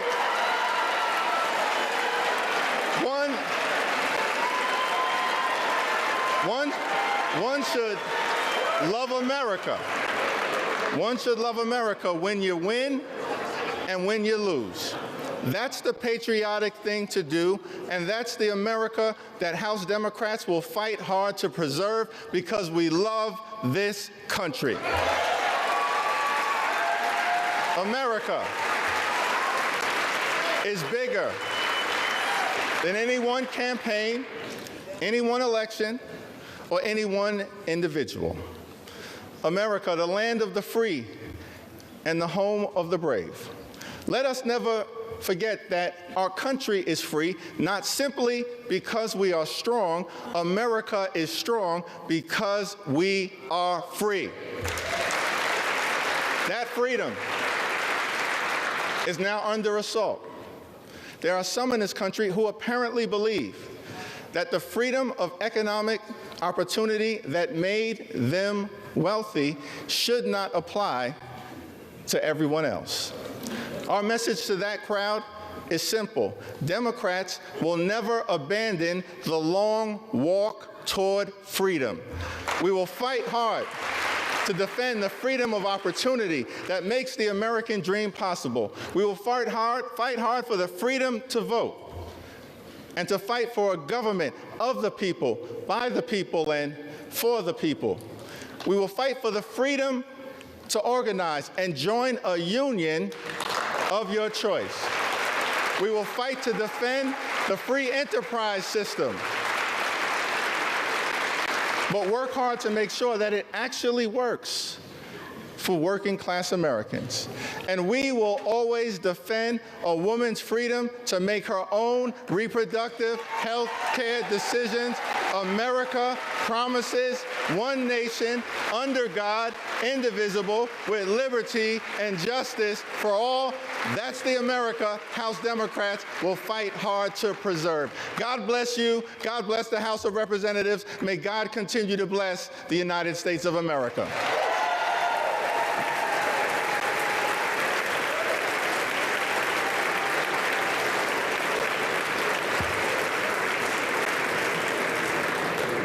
now my responsibility to present the gavel to the gentleman from the great state of Louisiana, the son of a firefighter, a God-fearing man, a husband, and a loving father of 4, the 56th Speaker of the United States House of Representatives, the Honorable Mike Johnson.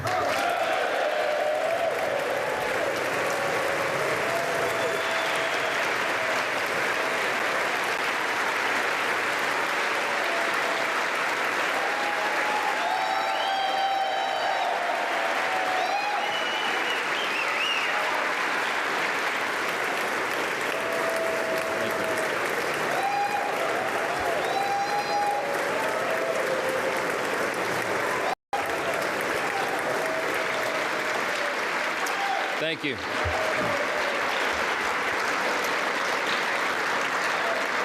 Thank you so much.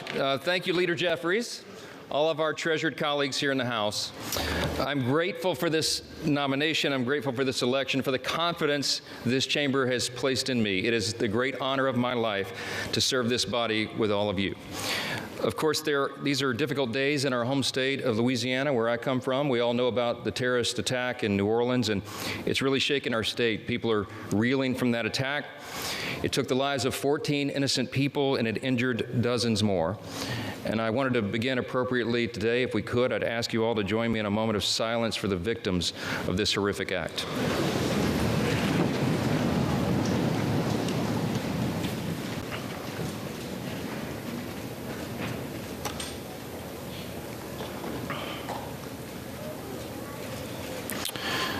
Thank you. Thank you for that. I believe in giving honor where honor is due, and all of us do well to honor our spouses. My wife happens to be here this time. She didn't make it last time. It happened a little sudden. Kelly, would you stand up here in the gallery? Thank you.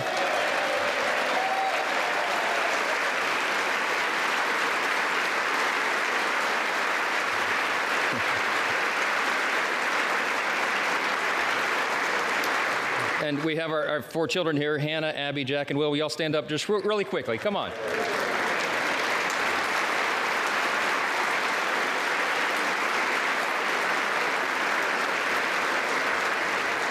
I wanted to do that. All of us recognize that there are no perks to being a congressman's kid, right? It's all sacrifice. And our spouses put up with so much, endless hours in travel and all the responsibilities upon us. And we're good to remind them how important they are to us and how we could not do the job without them. And so it's appropriate for all of us to do that. Thank you. Thank you, guys.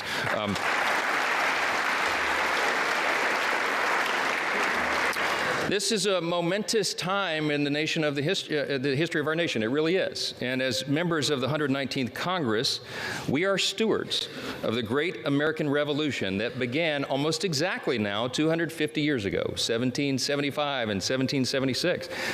It will fall at the time of this Congress, the great anniversary. And in these 2.5 centuries, we've been reminded repeatedly that freedom is never free. And we have stood tall as the greatest nation on the face of the earth. It is without debate. We are the freest, the most powerful, most benevolent nation that has ever been in the history of the world. And it's not by happenstance. We are the ones who settled the West. We are the ones who ended slavery, who laid the transcontinental railroad, who gave women the right to vote, who won 2 world wars, who landed on the moon, and who won the Cold War. Throughout our history, we have done what no one thought was possible.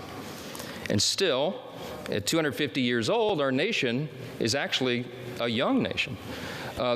This past fall, I had opportunity to go to the G7 speakers meeting. It was held in Italy. It's the only international trip I took as speaker over the last 14 months because I didn't have time to do it, but it was a quick 3-day jaunt, and met with my colleagues, the speakers of the other parliaments, the great governments around the world. And we talked about that, how really special America is, how unique we are in our place on the globe, and how important it is for us to maintain that.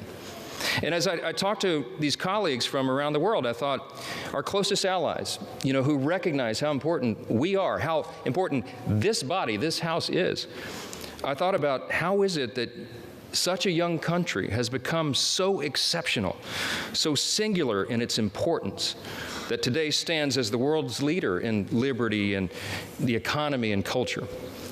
100 years ago, President Calvin Coolidge answered that very question in his inaugural address. It was March of 100 years ago, exactly almost. He said this: "We best serve our own country and most successfully discharge our obligations to humanity by continuing to be openly and candidly, intensely and scrupulously American." I love that. I love that. Today, yeah, that's right. That's an applause line.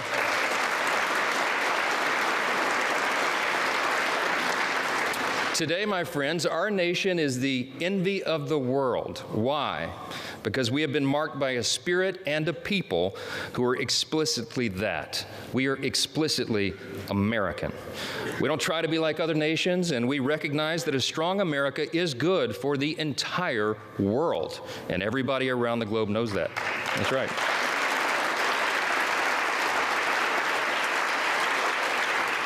We also recognize that the core principles that made America what we are must still be preserved today. The principles, I call them the 7 core principles of American conservatism, but it's really the 7 core principles of the nation itself. Individual freedom, limited government, the rule of law, peace through strength, fiscal responsibility, free markets, and human dignity. These are the ingredients, the things that made us who we are. And in America, we know that human flourishing is best achieved by adherence to time-tested truths. We could list a number of those simple truths. Here's a couple. It's better to give a hand up than a hand out. That innovation thrives when bureaucracy dies.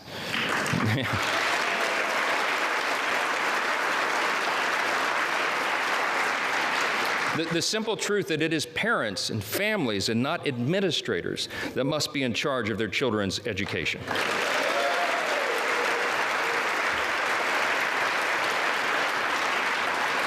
The path of prosperity has long been paved with policies that put America and Americans first.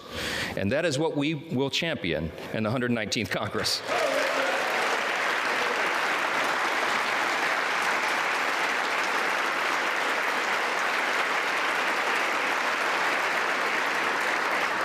We have a mandate, and that was shown in the election cycle. The people want an America First agenda.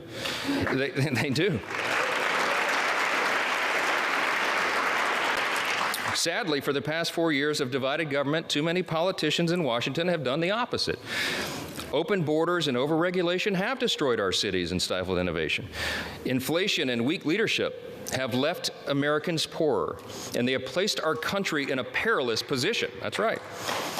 But in recent months, we've witnessed something happening, something that's really remarkable, a political moment in our modern history, a groundswell of Americans from every state, race, and religion who now demand that we put the interest of Americans first again, and we will, and we will.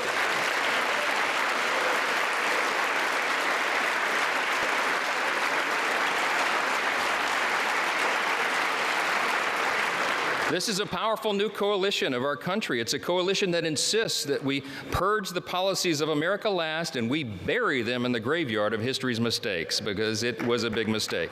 To that end, this Congress will renounce the status quo and we will listen to the voices of the people. We will act quickly and we will start by defending our nation's borders. That's the #1 priority. Yes.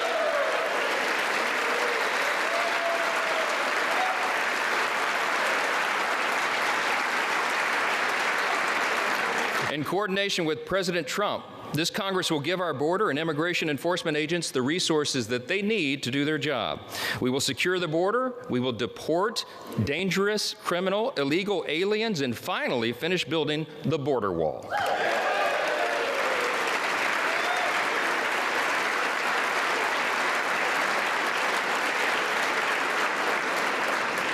You said you'd work with us on that, Hakeem. I'm counting on it. After 4 years of high inflation, we have a big agenda. We have a lot to do, and we can do it in a bipartisan fashion. We can fight high inflation, and we must. We'll give relief to Americans, and we'll extend the Trump tax cuts.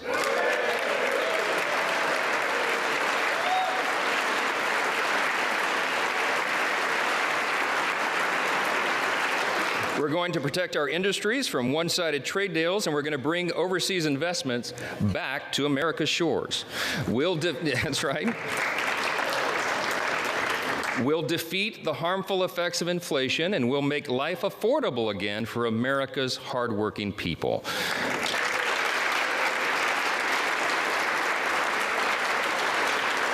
As leaders of a nation with vast natural resources that God has blessed us with, it is our duty to restore America's energy dominance, and that's what we'll do.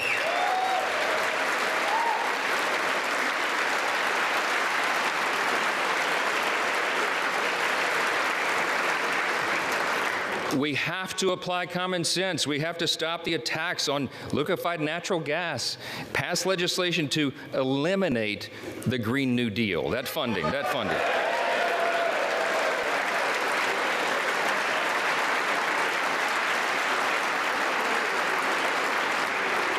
We're going to expedite new drilling permits. We're going to save the jobs of our auto manufacturers, and we're going to do that by ending the ridiculous EV mandates.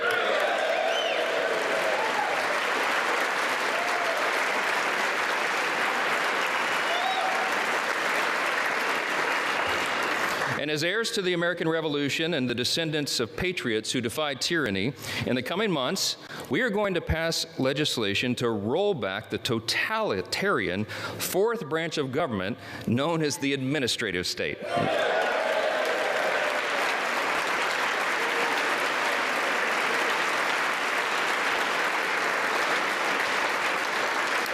We're going to drastically cut back the size and scope of government. We're going to return the power back to the people.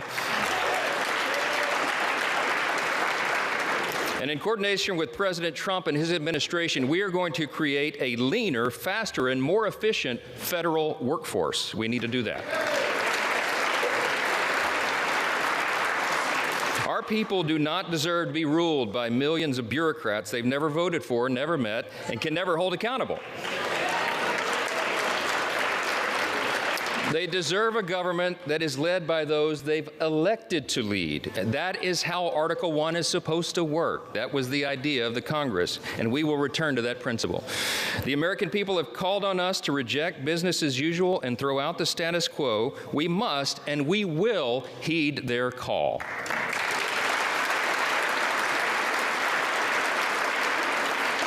This is especially important as it comes to our nation's military. For too long, the Washington establishment has sought to appease and accommodate our nation's adversaries. They've tried to replace our military warriors with social justice warriors. It does not work. And while we're still the most powerful fighting force in the history of the world, by God's grace, the same establishment has eroded the capacities of our Army and Navy and diminished the readiness of our Air Force. We have to put an end to this madness.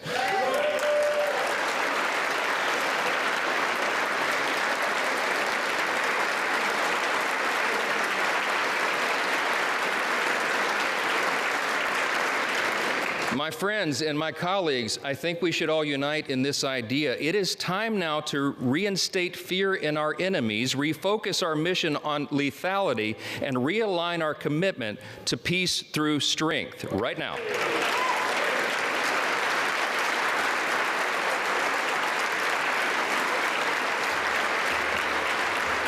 We have to prioritize the things that matter most. We have to make adequate investments in defense. This is the most dangerous moment since World War II, and everyone around the world is looking to America and looking to this body to ensure that we maintain the peace. What we're proposing now is just simply, as President Trump likes to say, a return to common sense. And he's exactly right. That message resonated across the country.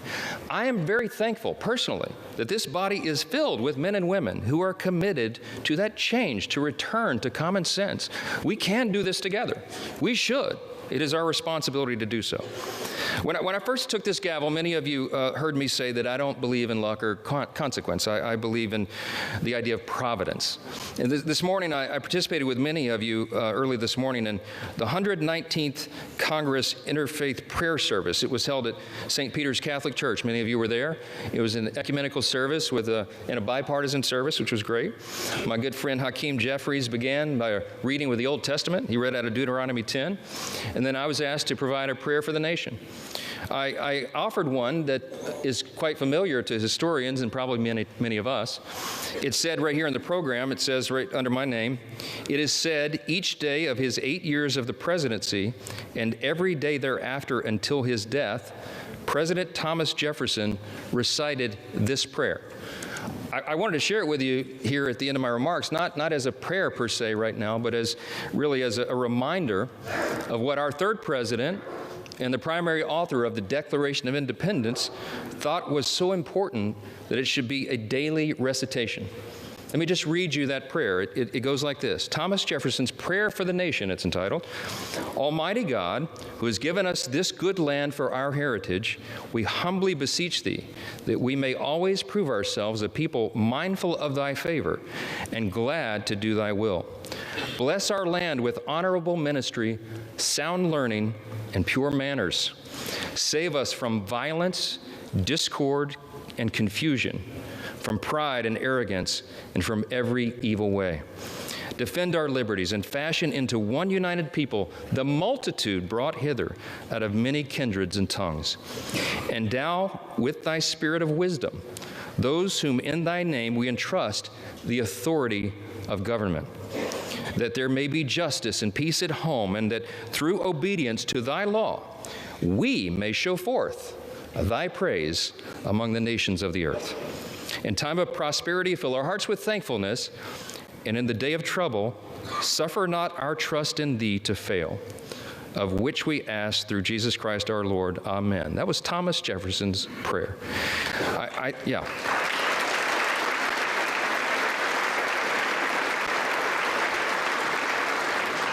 Suffer not our trust in thee to fail. We will not fail. We cannot fail. We are all in this together. Our nation is counting on us to band together and solve these problems and get this done. I've said before that I believe God has elevated each one of you, that's just my belief, to your positions of leadership. And it's an act of providence that you've all been placed in your specific roles in this specific moment at this historic time, at the 250-year inflection point of the greatest nation in the history of the world. It is no small thing. We're also witnesses to the providence that spared our incoming president, President Trump, from the assassin's bullet, remarkable as that was, and to the new coalition of Americans that has risen from every creed, color, and cul-de-sac who want us to put America first. Our people are asking for a thriving economy and a rebuilt middle class and strong borders and a strong military, and we can deliver that. See, these objectives and these aims don't have an R or a D behind them. They have a USA. That's what we're about.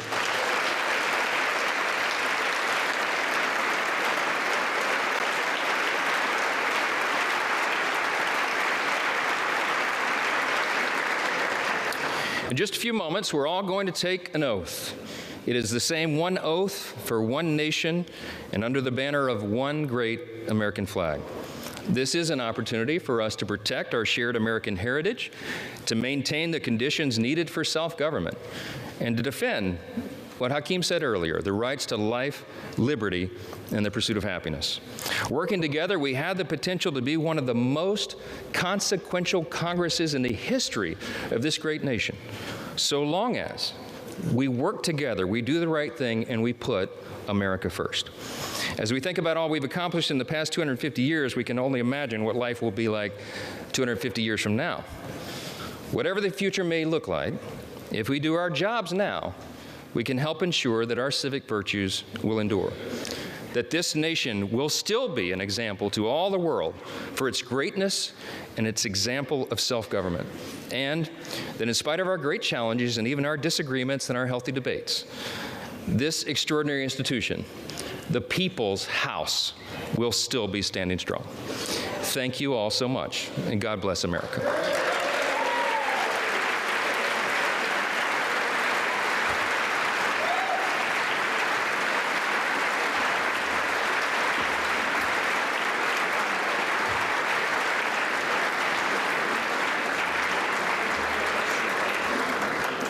So as the sequence of events requires, I am now ready to take the oath of office. I ask the Dean of the House of Representatives, the Honorable Harold Rogers of Kentucky, to administer the oath. Mr. Speaker, number one, congratulations on your election. When our founding fathers... Hold just a second, Dean. We don't have the microphone on yet. Hello, test. Today we celebrate our shared American self-rule. When our founding fathers rejected calls for an American king and chose a bold and innovative government of self-rule, it was met by opposition, understandably, by the world's kings. They said, "You can't govern yourself. You need a king to direct the country." They said, "It's only a dream, self-rule." The founding fathers said, "You're right. It's the American dream." And thus, our founders said that we should move on our own with our own leadership. The Speaker of the House is the critical protector and promoter of self-rule, the keeper of the dream, if you will. And we've elected this man from Louisiana to carry on our bold experiment in democracy and self-rule. So, sir, if you're ready to assume this awesome responsibility, please raise your right hand. Do you solemnly swear that you will support and defend the Constitution of the United States against all enemies, foreign and domestic, that you will bear true faith and allegiance to the same, that you take this obligation freely, that you take this obligation without any mental reservation or purpose of evasion, and that you will well and faithfully discharge the duties of the office on which you're about to enter. So help you God. I do. Congratulations, Mr. Speaker.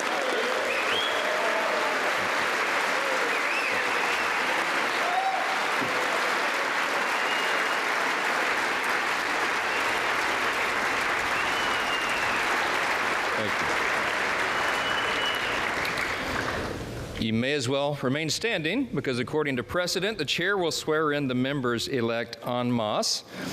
The members-elect will all rise, and the chair will now administer the oath of office. Will you raise your right hand?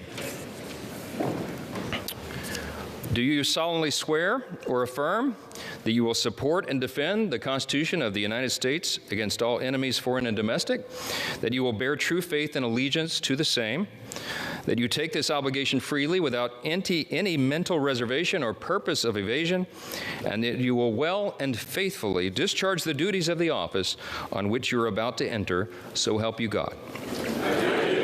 Congratulations, you are now members of the 119th Congress.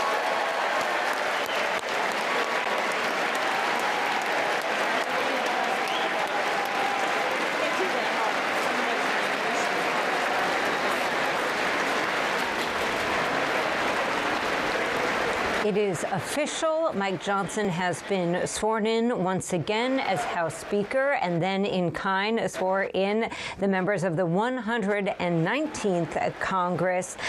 We heard there some of Mike Johnson's goals and ambitions for this Congress. Cassie Simeon, we've got a few moments left here. What were some of the things that stood out to you from Johnson's speech? I thought it was really interesting that he said his #1 priority was securing the border. That's an echo of President-elect Donald Trump. And he specifically name-checked Hakeem Jeffries and said, that's something that you said you were willing to work with us on, and I hope to hold you to that.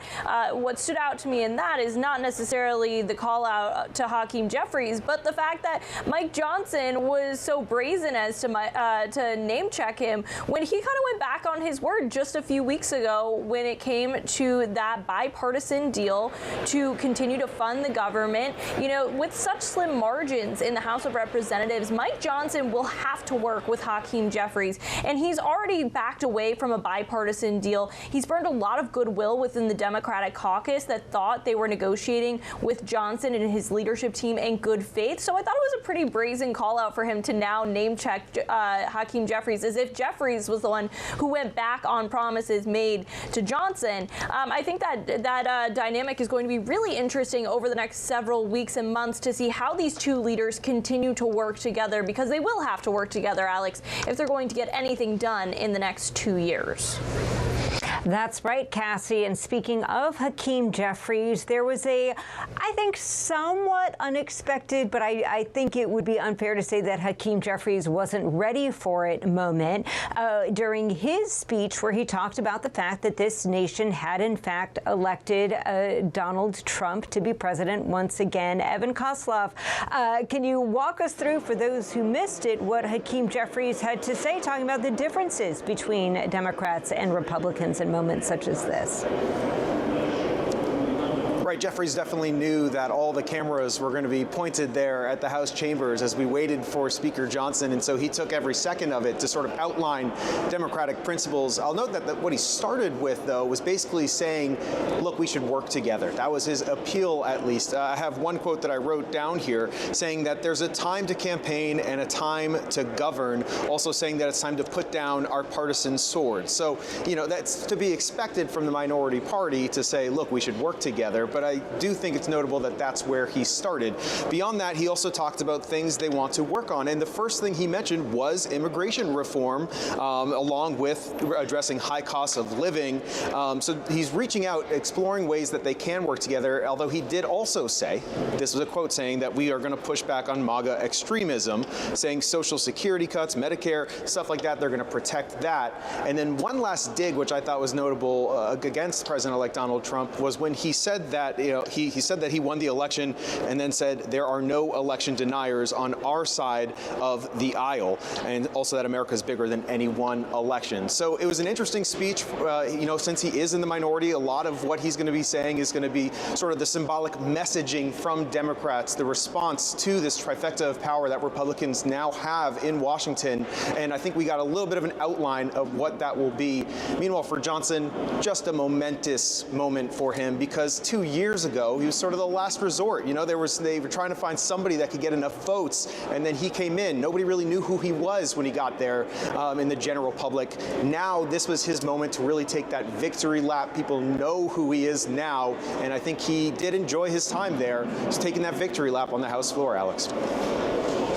And Bob, we have kind of unfettered, this is a rare day where we've got cameras in there, a C-SPAN with uncontrolled access to show us what's happening on the floor. The one face we don't see is President-elect Donald Trump, who has weighed in on social media congratulating Mike Johnson. How much of this vote today do you think was Donald Trump's doing as opposed to Mike Johnson's? Well, we're seeing reports that Trump called some of these holdouts.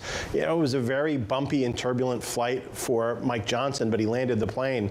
But clearly, the president-elect was his co-pilot. The question is, what did Trump say? Obviously, Trump wants this election certified on Monday. He wants his agenda enacted, and I think he saw these people as potentially holding everything up and starting out the year on a very bad foot for the GOP when they should be celebrating. So I have a feeling that there was a stern talking to by the president, from the president-elect, and we'll probably never quite know what exactly was said to this, you know, roughly 6 to 8 members of the House who were not on board with Johnson initially. Yeah, but some of those folks, including Chip Roy of Texas, have already shared a statement saying how they felt about what they voted on today. It seems like a lukewarm approval. Bob, in the time that we have left, what can we expect from this Congress, given the very, very slim majority that Mike Johnson and Republicans are holding on to? The question is, and Evan talked about this earlier, whether or not they can change the leadership leadership rules. Right now, any member of the House can call for a vote on Johnson's leadership, and this is what did in Kevin McCarthy. I think for Johnson to have a successful speakership, they're going to have to change that, because otherwise the tail is wagging this dog, as we've been seeing over the last 10 years with this House Republican caucus. And for Johnson to be successful, he's going to have to change some of those rules. One of the rules that we saw Chip Roy calling for was to work just as hard as their colleagues in the Senate, at least 5 sessions per week. My thanks to Bob Hart, to Cassie Simeon, and to Evan Kosloff there in Washington, D.C. You've been watching live special coverage of the election of Mike Johnson as House Speaker. Thanks for watching.